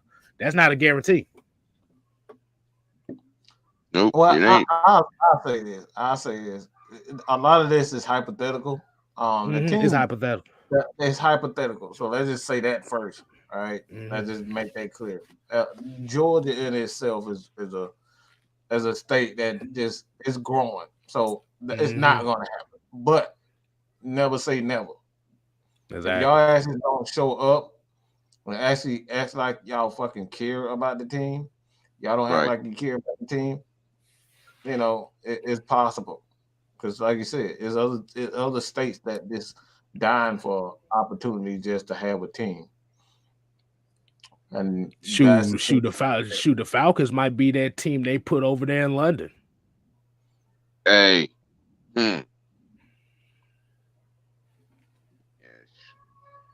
You don't know. If the money is right, it will happen. Remember, didn't nobody think the Oakland Raiders was gonna move out of Oakland? They in Vegas right now. Oakland that was a junior move. Ever since the damn 80s. That was a junior move. That was a junior move. I'm talking about the Oakland fans. I ain't talking about the franchise. I'm talking about the Oakland fans. Man, like even that, like I'm a huge follower of the Raiders. They've been moving since the damn 80s. They were the LA Raiders, moved to Oakland, and now they moved to LA, and now they fucking Las Vegas. They've been moving ever since the damn 80s. They should have just renamed they should have just renamed them the Nomads. Well, that's right. They don't move so many times. No, don't even give them a C. Just call them the Nomads. Just like they just gonna call them the Raiders. Let's just call them the Raiders. They are damn they're damn visited team everywhere they go. Remember, you know, when Al got him back to Oakland, his plan was not to get out of Oakland. Like I said, to me, you know, judging by all the stuff I done read on the situation, that's an Al Jr. thing.